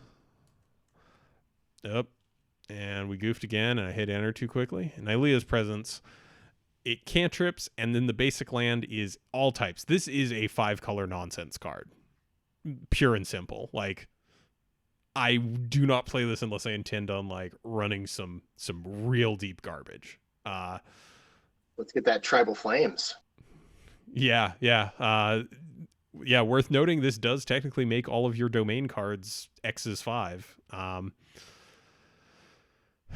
But yeah, the inclusion of a couple of 1 mana dorks is something we are looking into on a probationary status. This is definitely one of those things where people miss them. We understand that. We want to try them out again, see if things have changed enough where people don't feel like they're just dead draws late game, or that we have gotten to a point where the early game action that they provide is equivalent to or better than having something that still works late game. So to answer the question, they were cut for reasons. We've listed those reasons. We're going to try them again. We'll see how they do. All right. Now to move on to something else that came up. We've got a couple other things. If you read the Lost Streams article where we lost a VOD for one of our streams, or I probably did somehow, and it never got uploaded, we talked about some other cuts and additions that we were thinking about. And while we're not going to reiterate through all of those, one of the things that did come up was the green problem, the black-green problem, specifically 2 cards in particular. How do I spell rhizome? There we go. I had an extra H in there somehow. I wrote like rise home. And Undercity Uprising, I think. There we go. So these 2 cards came up as being not really great in their color pair and not really signposting well. So one of the things I have been bandying around is potentially cutting 1 card out of each color pair. 4 mana is several mana. Yeah. So the theory here is we would cut 1 card out of each color pair, add in 5 more I'm quitting Wizards now. Gotta put a stop to this. We understand, Adam. It's for the good of all. I like Rise of not Undercity Uprising. Undercity Uprising is really the one that I think is the most indicative of this issue, where some color pairs are playing cards that just are in a completely different realm and in terms of power level than other color pairs. So yeah, Undercity is just not working. Yeah. So one of the things that we've talked about and has come up time and time again is that blue black is the color pair that gets the best gold cards. Like, we are playing 6 of them, and we could probably on power, if you're just going based on power level, probably justify 10 of the common Dimir cards. Like, there are some very good things in that color pair that we're not even close to playing. And the amount of multicolor cards that felt bad is at least more dead picks. So one of the things that I have been theory crafting on my own personally is trying. I asked the entire chat this: how many cards do you have to cut before from the gold sections until all of them have roughly an equivalent power level? And besides the joke answers of all of them, so that way none of them are better than others, people were like saying like cut down to 3. I don't feel comfortable cutting 30 cards in our first update. I do feel like maybe peeling back a little bit, and B Corny says too. Yeah. So we're going to try this as an experiment of cutting 10 cards across the 10 guilds, and from there seeing if that provides a notably worse experience. If that's not the case, and it does feel like there are less dead picks and people are in favor of it, we can reassess at that point. But the goal is we can't really sort of, in my opinion, wait around for Wizards to print new cards to help balance this ourselves. So you only have 3 multicolored cards of each combination in your personal cube, though. That is correct, Double Mauler. I do. I, however, have a specific goal in mind with my cube, and the Pauper Cube is not for that. The Pauper Cube has to satiate the needs of a large swath of people. Waited 7 years to have 3 sets of dual lands. I know. Don't worry. Stibs, we'll get to the point where I suggest cutting one of the sets of those for cycling lands. Don't worry about it. We'll get there. Oh no, we can. I mean, we can do that right now if you want. although per conversations with I don't even know if it was Usman. I would actually only cut one of the dual lands from red, white, green, white, and black. Oh, so Altasia says, what about forcing 1 to 2 slots for hybrid mana spells? This is also a thing I've thought about. I would like to introduce you to some of what is it called? So the witch. The Golgari one. Yeah. I think it's Desecrator Hag. Yeah, this is one of the better Golgari hybrid cards. And it's not bad, right? Like, it's a Gravedigger, but it's not exactly thrilling. And I think trying to force ourselves to hit certain numbers in terms of cards that meet specific requirements to just sort of fit a model isn't necessarily where we want to be. It's Gravedigger who squint real hard and hold your nose. I mean, a lot of times Gravedigger is getting back the biggest thing in your yard. I mean, I don't think that that's the most ridiculous thing, but the fact that you don't really get a choice is a bummer. But yeah, like Desecrator Hag is there, and then like if we're forcing a certain number of slots, like there's also such notables as this in Boros. Has anyone ever seen the card Hobgoblin Dragoon? Because this was something I found when I was looking for better Boros cards. Soft combo with Gurmag. I mean, decontest. After you cast a Gurmag Angler, I feel like a non-zero amount of time, you don't have many other options to begin with. So Bird Maiden. Yeah, people are saying negative things about Hobgoblin. Not true. Bird Maiden doesn't have first strike. Yeah, like maybe we can cut those two Golgari cards and add green or black cards that are specifically for Golgari strategies. We've talked about this as well. I think the first step of what I want to do is kind of try to. It's no Hovermere. Oh boy, memes from other content producers. I see you, Decontest. I see you right there. Um, I think the idea here is we're going to peel back a little bit on the count, see how that feels. If there's stuff that people are really missing, that's something that we will take in feedback. Like this is a process, and since we don't want to show up and just kind of tear apart Stibbs's cube as he was deeply worried that we would. Like we're not putting in signets, we're not putting in Karus, like we're not going nuts. We're just trying to test something out, and again with the intention that if this doesn't work, we might even issue an emergency update and be like, hey guys, no, we really hecked this one up. Like we're going back on this. It's exactly what you're planning, you monsters. Oh. I was real thrilled to hear that Stibbs would support us here, but I feel medium supported right now. So with the multicolor cards, some of the stuff I had suggested in varying results was we could test this. No, we're not. Be corny again, a little behind the scenes information. I think one of the things that I explicitly promised Stibbs when he asked me if I would be interested in being part of the committee was I will not put in signets or Karus. I think I explicitly promised him that. And I would feel Unless it's arcane, then we're okay. yeah, arcane signet's fine. I actually really like the number of multicolored spells. I think it works well, but Golgari feels off regardless. Signets are bad for cubes.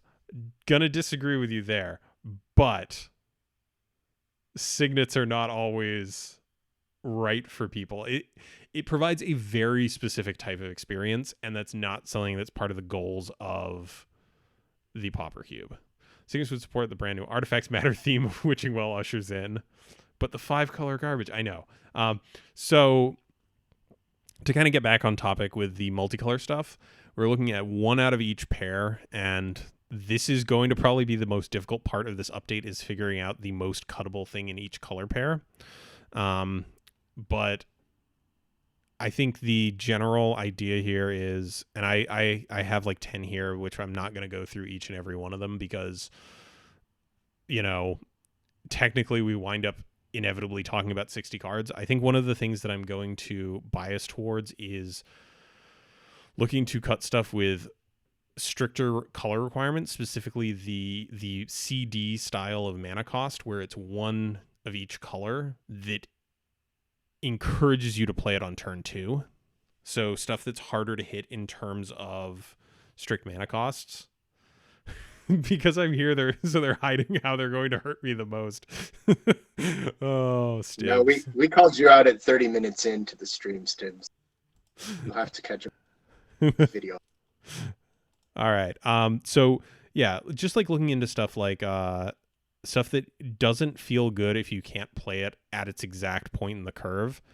And sort of also biasing towards stuff that is just a fun play experience. Like, for clarity, I'm not cutting Cavern Harpy. I think Cavern Harpy is a really neat build around, and that's the exact sort of effect that I think is good for a gold pair. Even though it doesn't really signpost an archetype really well, I think Cavern Harpy is one of those things where the fun of it overrides the desire for it to be like exactly fitting this mold. Also, there are other cards in this section that I feel less strongly about, but like also stuff with hybrid. Yeah, Harpy rewards experienced cube drafters, but I think it's one of those things where it is fun enough to offset the fact that there may be a skill imbalance. I think it rewards experienced cube drafters less strongly than something like the Karus do. The day Cavern Harpy leaves, I do too. Whew, strong words, but I do understand where you're coming from on that. But like looking through here, just to sort of like hit some stuff, like an example for me would be this Wrecking Ball, I think neither signposts what Black Red wants to be doing well, nor is it like a great high power level. How can I go off with a Learn without Cavern Harpy? Whoa, there you go.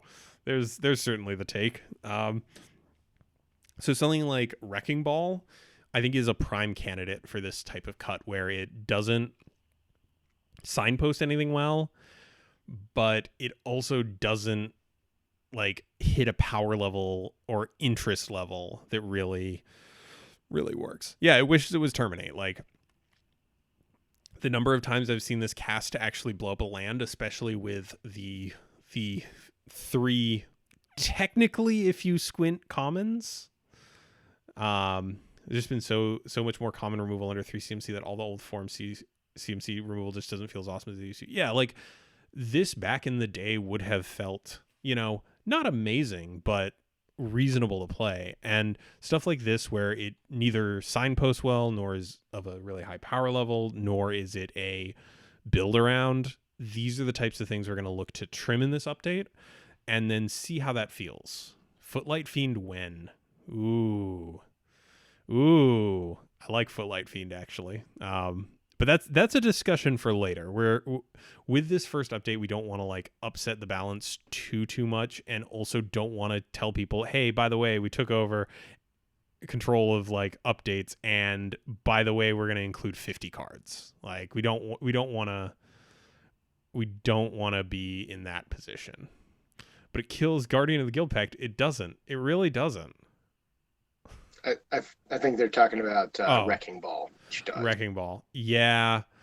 Guardian presents this really uncomfortable like tension of it is quite good and touching multicolor does technically harm that. So maybe there'll be more artifact creatures. Nothing kills Guardian of the Guild Pact. Actually, so let's just take a quick moment here. So Terminate, Augur Spree, Wrecking Ball, Branching Bolt, what else we got here? If you have the right creature, you can fight it with the red-green. Yep.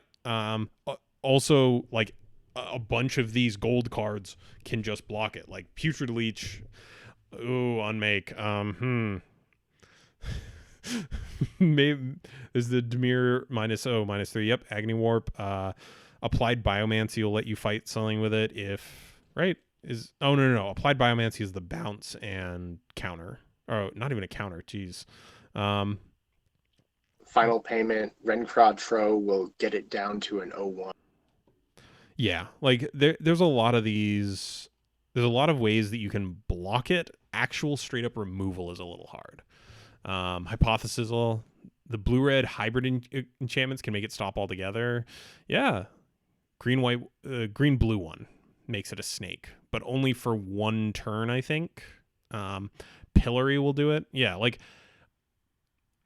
I do want to be conscious of Guardian of the Guild Pact because it's almost a problematic card, but it does need answers. The other thing is, you can block it with artifact creatures. It just dies if they have 3 power. That's all it takes.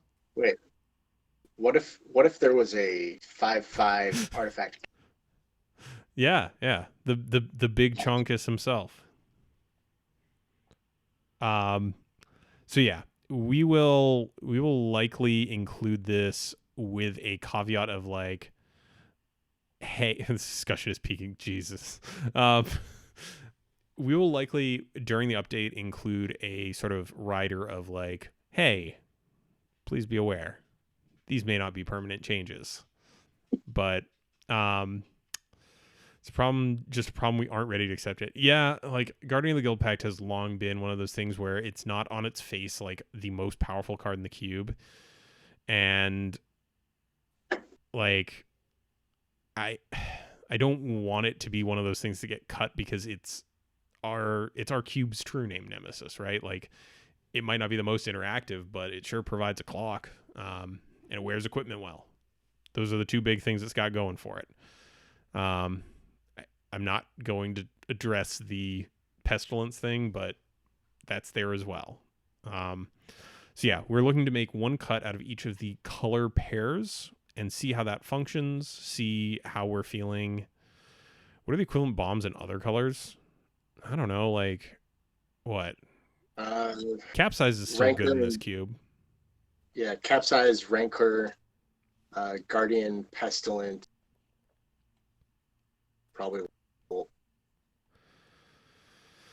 Yeah, I don't know. It's one of those things where I would say Guardian of the Guild Pact is on a watch list of sorts. If it gets to the point where people are no longer happy with it, it it will join a whole pile of other darlings. Enjoyed ensuring every color had something awesome like that. Yeah, I mean, like Guardian of the Guild Pact is specifically like sneaky good because it doesn't always grok with people immediately. People don't always immediately grok the fact that it is very good in this sort of environment. Um, but yeah, we will keep folks posted on this. Again, there were other updates that were talked about that I'm going to go over briefly. We've been looking for a place to get in Syndicate Tithes, Scorched Rusalka, Skyscanner, potentially Skyskiff. And, oh, we didn't talk about Baloth Gorger. Let's talk about Baloth Gorger.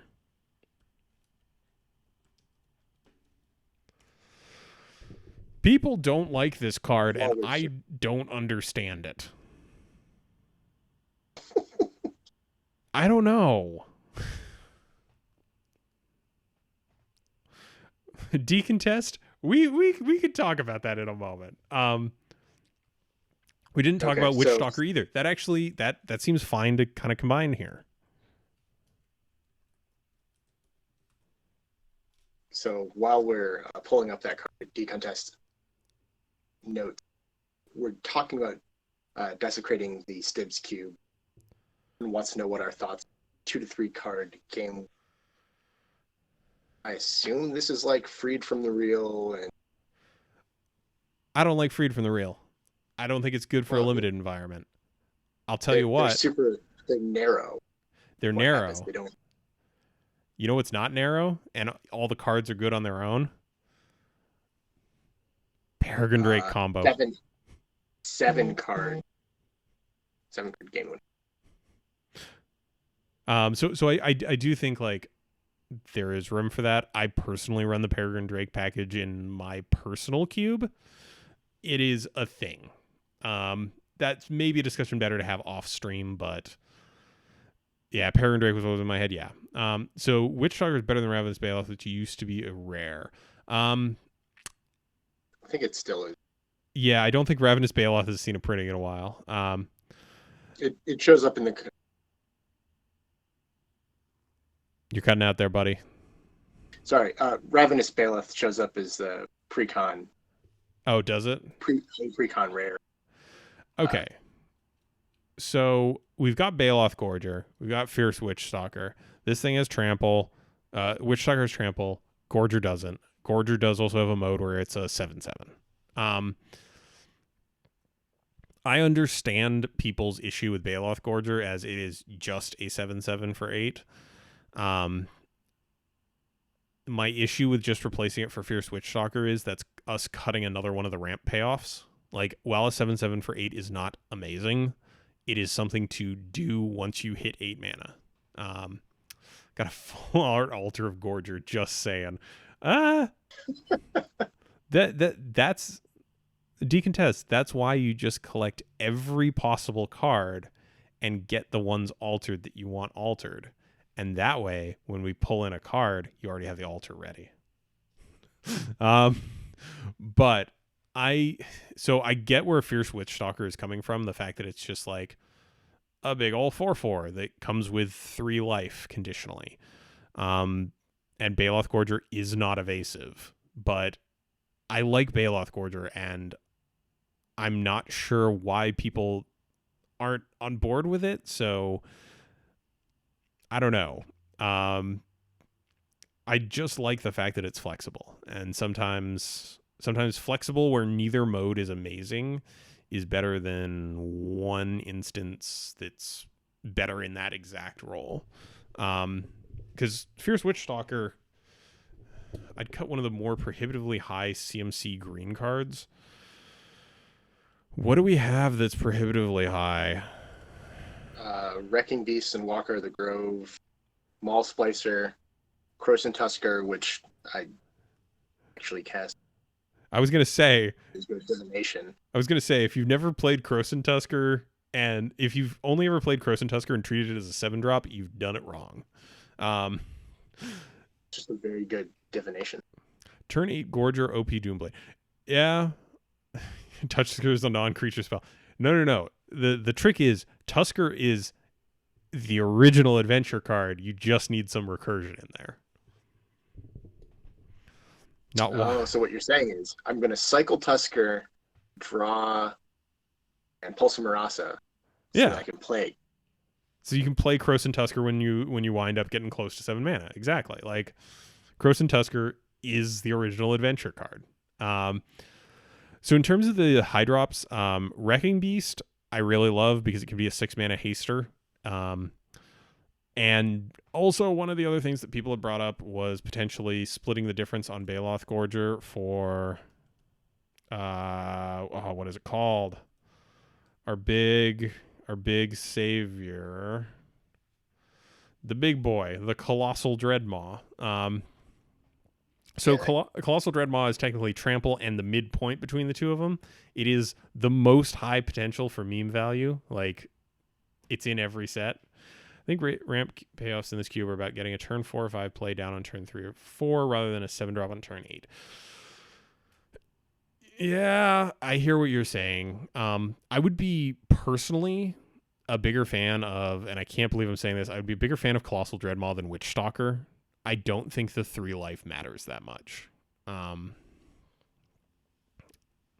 so El Tangente, I think the thing is you're not getting an 8-drop on turn 7. You're getting an 8-drop on like turn 6 at the latest. Like if you only hit one piece of ramp, I don't think you're actually a ramp deck. I think like you should be consistently ramping more than just like if you have a rampant growth, technically you've ramped, but I wouldn't consider it like a ramp archetype. It seems the Eldrazi kind of have a green color identity, and I've seldom seen them be useful. Yeah, they are kind of like Crusher is kind of the peak for like big dumb idiots who like get through blockers and other permanents real quickly. Yeah, you just want a big boy, not the life. If we were going to cut Baloth Gorger, I think I would be more inclined for Colossal Dreadmaw because it doesn't like a 4-mana 4/4 with trample would have been good like 4 or 5 years ago. I'm not thrilled by that now. A 4-mana 4/4 that sometimes becomes a 7/7 and the biggest thing on the board is interesting. Food artifacts feel underwhelming, but I haven't tested yet. What does the TOV drafter think? Food's fine in Eldraine. I think it's pretty negligible in Cube. Baloth can be chumped and then removed in a few turns. I mean, I hear what you're saying. Maybe we might try out Colossal Dreadmaw as a temporary just to see how it works, and also accrue that sweet meme value. Maybe see if we can cut exactly 4 cards out of the cube just for like real good social media clout. Yeah, food is good when there are payoffs. There aren't here, nor should there be. Yeah, I think Emerald Orc hits it on the head. Like, I don't think food is great. I think Gingerbread is great. For Gingerbread. Yeah, our one speedy gingery spicy boy. Biggest idiot on board is a keyword that I love. Yeah, like being big is sometimes just enough. You know what? I've come around on like the idea of like having Colossal Dreadmaw in here. 6 is not an unattainable mana cost for a mid-range deck. 6 is very doable for like turn 4 in a ramp deck. I actually like not too long ago. Actually, no, it was a while ago at this point. I went to GP Providence and did a Chaos draft where I just went Wall of Roots into Colossal Dreadmaw turn 4, and that worked. You mistyped Witching Well. Oh boy. With one drop dorks, a 6-drop payoff feels nice. Yeah, like I think if we're going to include more of the, wouldn't Rampaging Hippo be slightly better than Dreadmaw? Let me remember. I think Rampaging Hippo is one less power of toughness, or one less Yeah, power. cycling. Remember? It does. Yeah, so it's a 5/6 with cycling. Problem with Dreadmaw is how miserable it feels against white black removal. Yeah, like, but saying dies to Doomblade isn't a great thing. Like, we don't get Carnage Tyrants in this format. How do folks feel about Rampaging Hippo as like a ramp support card? I mean, besides the fact that it forces me to remember how terrifying Hippo's teeth are. Like that Dreadmaw can remove both creatures and planeswalkers. All those planeswalkers in our Pauper Cube. Hey, we have God Storm something. Oh, Stormscape Apprentice. I was gonna say, like, do you want to bring up the old school pre planeswalkers? Like, here we go. There you go. Civic Guild Mage, Pauper Planeswalker. We did it. This is basically Deathrite Shaman. I hope that every time you say something like that, you send Adrian the 5 seconds of it. Oh yeah, no, I definitely let him know about these things. Dreadmaw wins on meme, but Hippo wins on art. Hippo's good. Draw a card might be relevant down the road. So again, this like Rampaging Hippo and fits a little bit more widely outside of ramp. Like this feels more like a mid-range card where like you cycle it early and then Pulse of Marasa it back to your hand or something, or you cycle it early and get it back with some other recursion thing, or you just play it as a 6-mana big old chunker. The best part of this stream is everyone can see just how much courage I had to hand this off to Omni. Yeah. We do come from very different cube design schools of thought on some matters. But yeah, like I would be more okay with something like Rampaging Hippo. Like, yes, that point of power does help Dreadmaw, but boy, howdy do I love cycling. I really just love that as a keyword. So I think maybe Hippo comes in over Baloth Gorger. I know with the knowledge that maybe it doesn't work out. But yeah, like Hippo has very few downsides. If you don't hit 6 mana, you just cycle it. If you do hit 6 mana, you know, you go for it. Okay. I'm going to make some notes here. I think that's an exception. I will note that as part of the committee, I am one of those monsters who has been trying to throw Bailiff Gorger fire. And it's not because it's a bad card. It's that at least with the amount and kind of removal that we have, I found creatures that are just creatures that have kicker, which encourage you to miss your plays, as opposed to activate them once they're on, have been traps for few newer drafters that I play. Are you saying that this is all right? I think are we going to do the Baneslayer versus no. whatever conversation? We're bringing out an old R&D story. Let's look at Kavu Titan. Yeah. So this is a classic story out of R&D that Mark Rosewater shared ages ago, where during design, Kavu Titan was designed pretty much as you see it here, where it's a 2/2 for 2, and it has kicker 2 and a green. If you paid the kicker cost, it comes in with 3+1/+1 counters on it, and it's trample. And the story basically boils down to Mark Rosewater being given this originally as a bear, playing it as a bear, and doing just fine, and then being given this and misplaying a bunch and basically holding on to it when he had no other 2-drops because he wanted the kicker value out of it. So I guess that's basically what you're saying here with Baloth Gorger is like it is a Kavu Titan in that if you hold on to it when you're not supposed to, it's frustrating and you're actually misplaying. But Yeah, that's essentially it. If you can substitute the Baleth Gorger on the stream for, gosh, what's the card? Sourform Hybrid from whichever Ravnica from. oh, this thing. The bear that turns into a 6/6. Yeah, so similar enough, but encouraging, especially your newer players. Just play the bear, get a board presence, and then make your board presence more of a threat if they have something blocked. I mean, trying to remove all the skill testing aspects of Magic seems fruitless. That's true. One of the things that is worth considering is making this cube a friendly entry point. I will also what is it? Someone Decontest asked would they separate the trample into a separate ability. Spoiler alert. Oh, what is it called? Oh, dang it. I'm forgetting. I can picture the card in my head. Here we go. Is it even a common? It's not. But oh, well then no, I'm not picture it.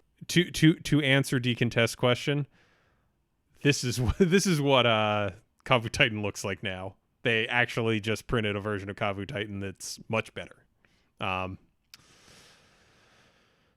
It's really hard to see the potential to have a bigger boy in play and play it for less value. Yeah, like I actually really like Sourform Hybrid. I think again the fact that our removal is better than it was in what is this, Ravnica Alliance? I forget the set symbols. Yeah. Allegiance. There we go.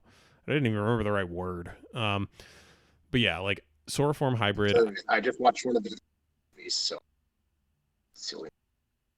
Yeah, like this is one of those things where if it dies to a shock and there's no shock in your format, Sourform Hybrid is fine. But sinking 6 mana into something to get it removed by like Magma Jet doesn't feel great. But yeah, I think y'all have gotten me to come around. I think we're gonna try out the Big Hippo. I mean, we sacrifice a little bit of meme value, but I think it's worth testing it out. Held on to Flaxen Intruder until I could make 3 bears. Yeah, like I think that's part of the risk of the adventure cards is some of them do not intuitively play well in terms of when should I cast this, when should I cast the adventure. That's correct though. I think it's correct unless you're an aggro deck on turn 1. Like on turn 1, like just play it out. Yeah, like you can be results oriented all you want in terms of what was the correct line, but I think like with the adventures, the ones that work best are the ones where there is a variety of ways you can play it and none of them are explicitly quote unquote wrong, where they provide that versatility. If you're playing aggro deck, I don't think you want to play Flaxen Intruder. Sometimes your draft don't go well, but I hear what you're saying. Yeah. All right. So with all that discussed, I would like to open the floor to anyone else who has questions about cards that we did not discuss from Eldraine that you think might be good so that we can have a discussion. And I will note that I have to 5. I scheduled a house. I do see in the Discord we have a comment from Saddlebags. I've been listening to the stream. Do people like Hired Blade? Black Knight scene. Don't know which Black. Probably. Which one? That's the whole comment. It's in the Discord.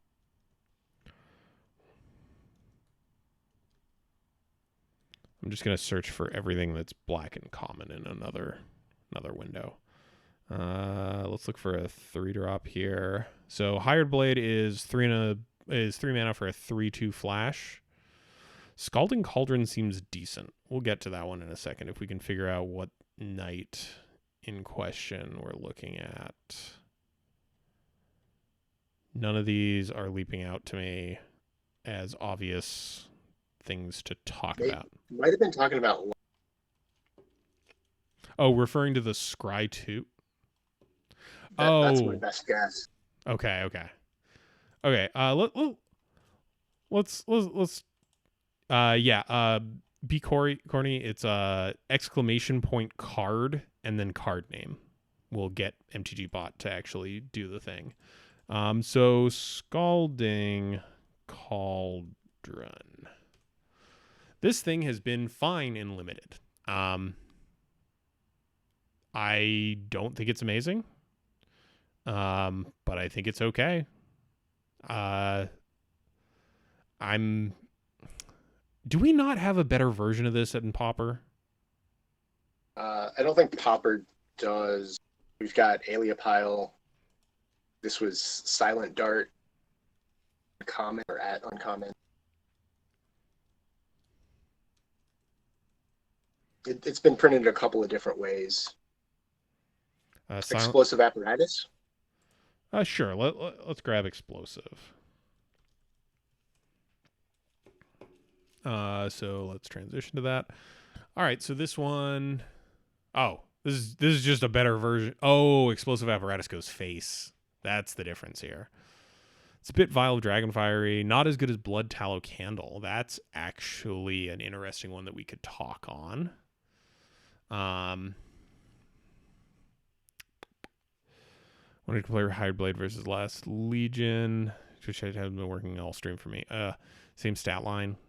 Different stat line on Lost Legion. We'll return to that, but nothing strictly better than Scalding Cauldron. Yeah, okay. I can definitely see that. My immediate take is, where does Scalding Cauldron get in? Is this just kind of a fallback, like I didn't see any removal, but now I see Scalding Cauldron? Is that what people are thinking about it?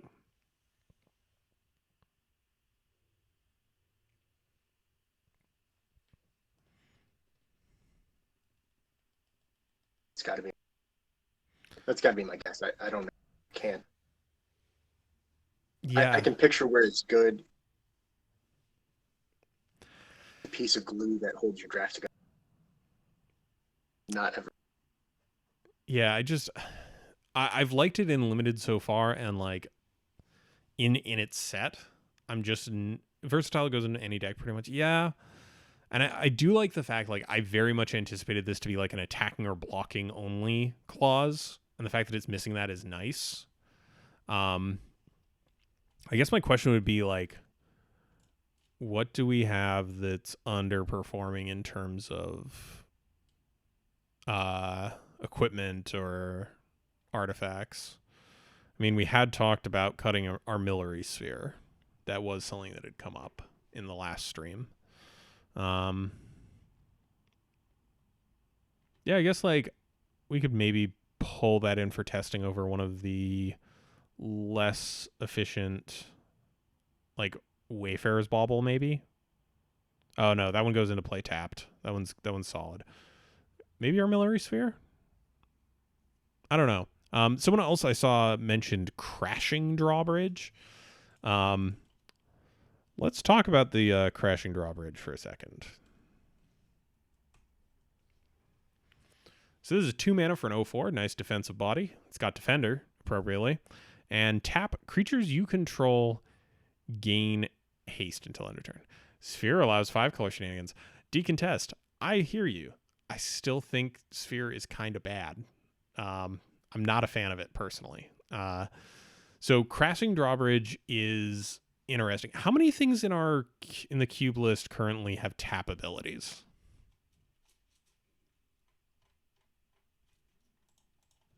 Search for that. I think I can. Oh, hey, I got it. So currently in because, like, yeah, the Mana Dorks would have tab abilities. So I'm looking here. There's 3 in blue, 2 in there's 2 in blue, 3 in white, 1 in black, 5 in red, 1 multicolored, and then 1 in colorless. So this is mostly just being played straight, right? Like, this is just giving all your stuff haste. I'm not the hugest on this. Like I do think it's cute that like you do this, you play a mana dork later, and the Bane of Gingerbrute. There you go. Um, Eye Collector for the graveyard decks. Hold on. We'll let's finish up drawbridge. I'm off drawbridge personally. I don't think there's enough like cute interaction or like decks that need everything to have haste immediately. It's a token enabler. Yeah, like I just am concerned that this will just get used in the wrong decks and it's not going to be It's very going to go in effective. a risk. My my dumb brain. So it's going to go in a risk. It's going to one of the problems. Hold You're on. going to give your whole team. Can you say that Yeah, one again? sure. So you're gonna cast which one we have, but you're gonna cast your aristocrat on whatever turn that. Give your whole team haste. You just cast. Swing in, sacrifice the crashing drawbridge, potentially spike the. It's not. It's not super clever. It's not necessarily exciting. It'll be difficult to. I Yeah, don't think it'll be per se miserable the first time. It'll be miserable if it happens. I would say like if you're I don't think the cube is at a place where it wants crashing drawbridge right now, but maybe just, if you're doing your TCG player order, just slip in a crashing drawbridge there. Just have one. What else did I see? Eye Collector. I think Eye Collector was MH1.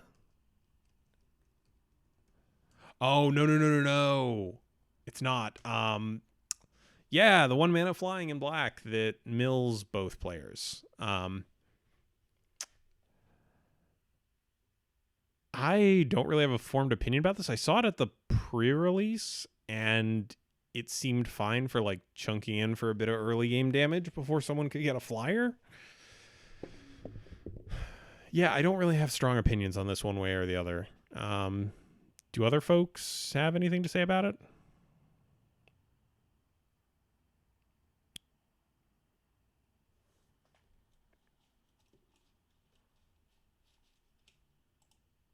I'm waiting on strong feeling. I've been Milford.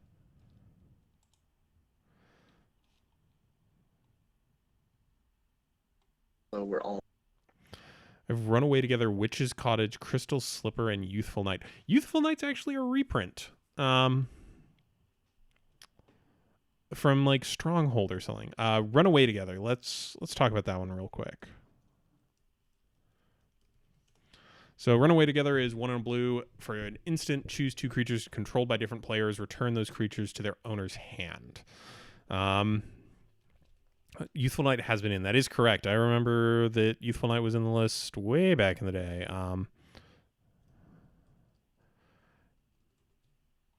So Runaway Together is interesting for multiplayer because it's 2 creatures controlled by different players.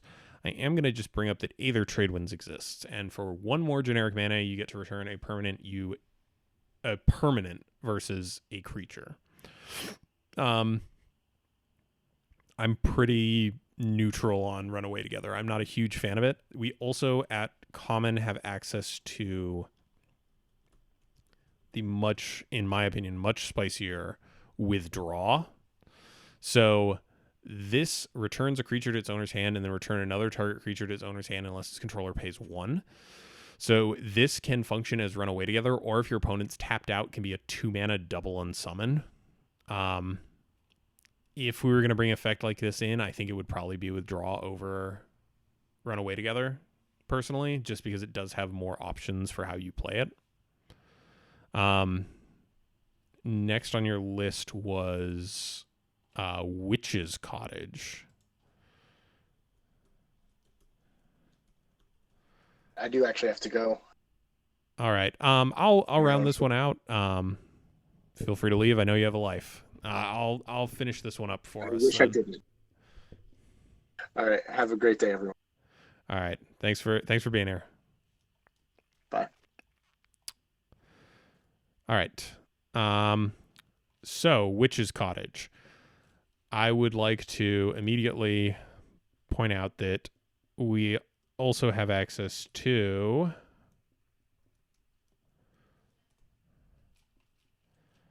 Let's. Oh, my internet is lagging for a second here. There we go. We also have Mortuary Mire. So Mortuary Mire always ETBs tapped, but it does also always get back the creature card to the top of the library. Witch's Cottage does very much encourage a mono black deck. It does also count as a swamp towards things like Defile. I have been of the opinion that these are a little bit too mana intensive for them to be effective in a lot of the Pauper Cube decks, so we've been leaving them out for now. And just as a side note, the other one that I think is relevant is this one, Mystic Sanctuary. I think this is a very good card. I do think that it requires you to be pretty heavily blue, and it does also happen to have a, shall we say, less than fun interaction with this little number from Rise of the Eldrazi. Deprive and Mystic Sanctuary just kind of create a very miserable slow lock. Isn't Mortuary Mire better? Yes, Mortuary Mire is better than Witch's Cottage, in my opinion. Mystic Sanctuary is a different thing altogether. There is this cute little interaction where you can Mystic Sanctuary back your Deprive, and then Deprive to get back Mystic Sanctuary, and then Mystic Sanctuary to get back your Deprive, and repeat. It's not a very quick one, and also in singleton formats like Cube, you're not going to be able to actually keep this up every single time. Yeah, at the end of the day, 3 of a basic land type is a little bit rough. In order to cover some of the other ones El Tangente brought up, we also have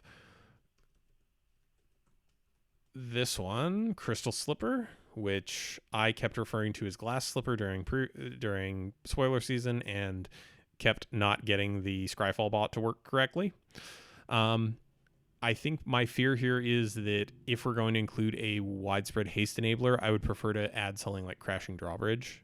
I think that Drawbridge is going to be more effective at the give your whole team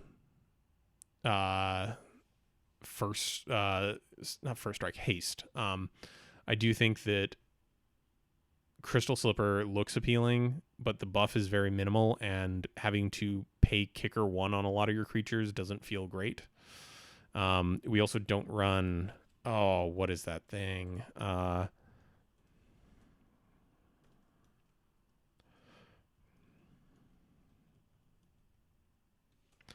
trying to remember this. There is a creature at common that does something similar. Here we go. So we have Crimson Mage, and at least Crimson Mage provides you with a body.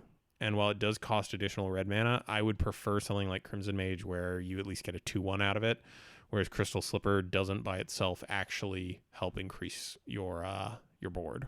All right, and finally you had Youthful Knight on this list.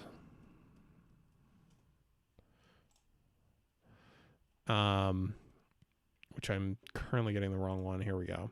So Youthful Knight, it's a 2/1 with first strike for 2 mana. It is technically better than some of the stuff we currently have in the cube in the form of Fresh-Faced Recruit. I'm just not sure at this point what we would cut out of the cube to return this in. The white 2s are actually really, really tight. And I wouldn't want to be cutting much out of there.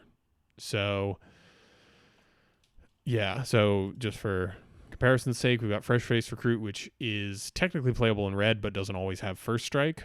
I'm not a huge fan. Oh, Goblin Motivator. Yeah. Like in terms of other haste enablers. Yeah. Goblin Motivator won't go wide, but it doesn't cost mana. There's also, just for sake of completeness for folks watching the video, so Goblin Motivator exists, and also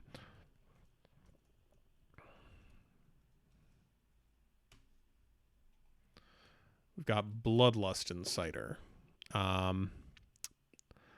Both of these are 1 mana things. For cutting multicolor cards, I don't expect Recruit to last long.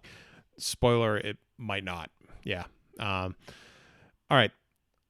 I hope that managed to cover most of the stuff. Does anyone else have anything they'd like to discuss before I head out? You mentioned something about cycling lands. One of the things I have theory crafted a while and discussed would be including instead of one complete cycle of the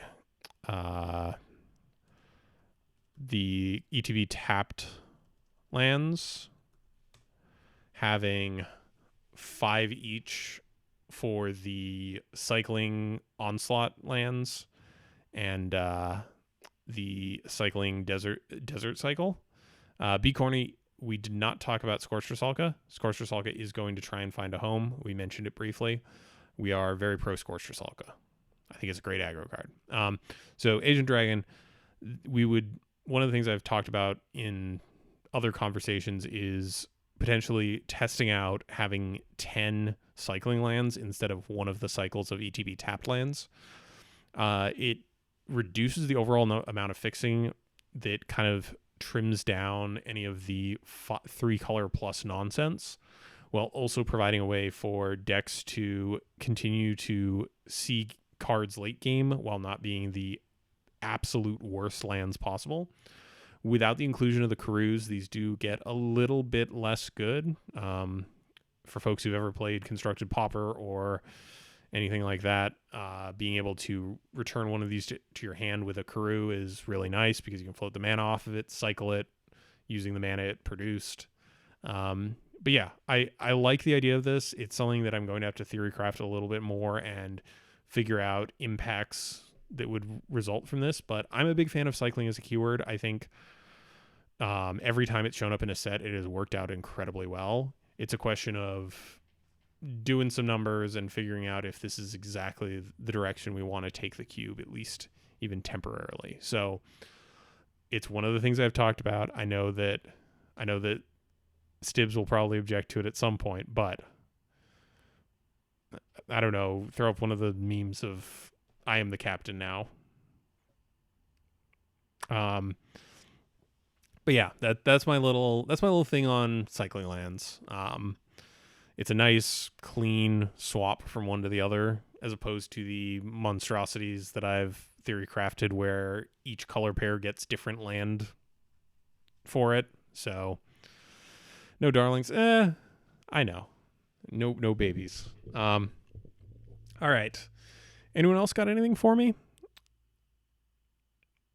I'm going to pause a moment here.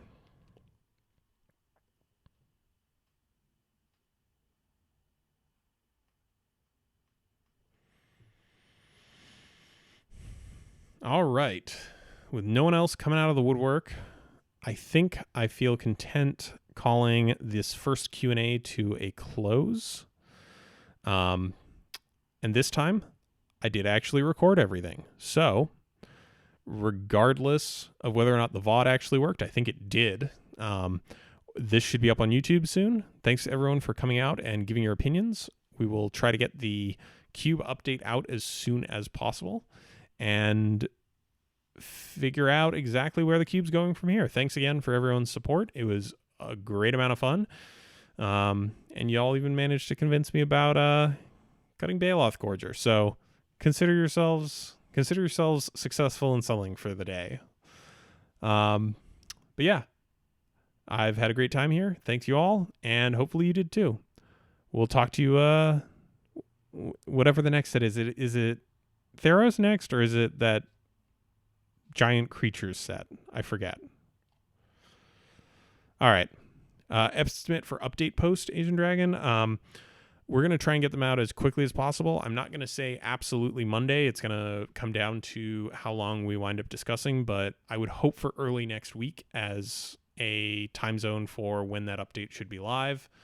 Theros is next. Okay. So yeah, we'll see you for Theros, if not having some sort of intermediary stream in there to discuss general stuff. All right. Wonderful. I'll see everyone around. I'll be in the Discord. If there's something that we can't decide on in the privacy of the committee, we might bring it to you just to get one of those snap polls. All right, cool. Everyone have a wonderful rest of your Saturday if you are in America, or please go to sleep if you're it's not quite sleep time in Europe, but if you're in APAC, please go to sleep. I know it's late there. All right. Talk to everyone later.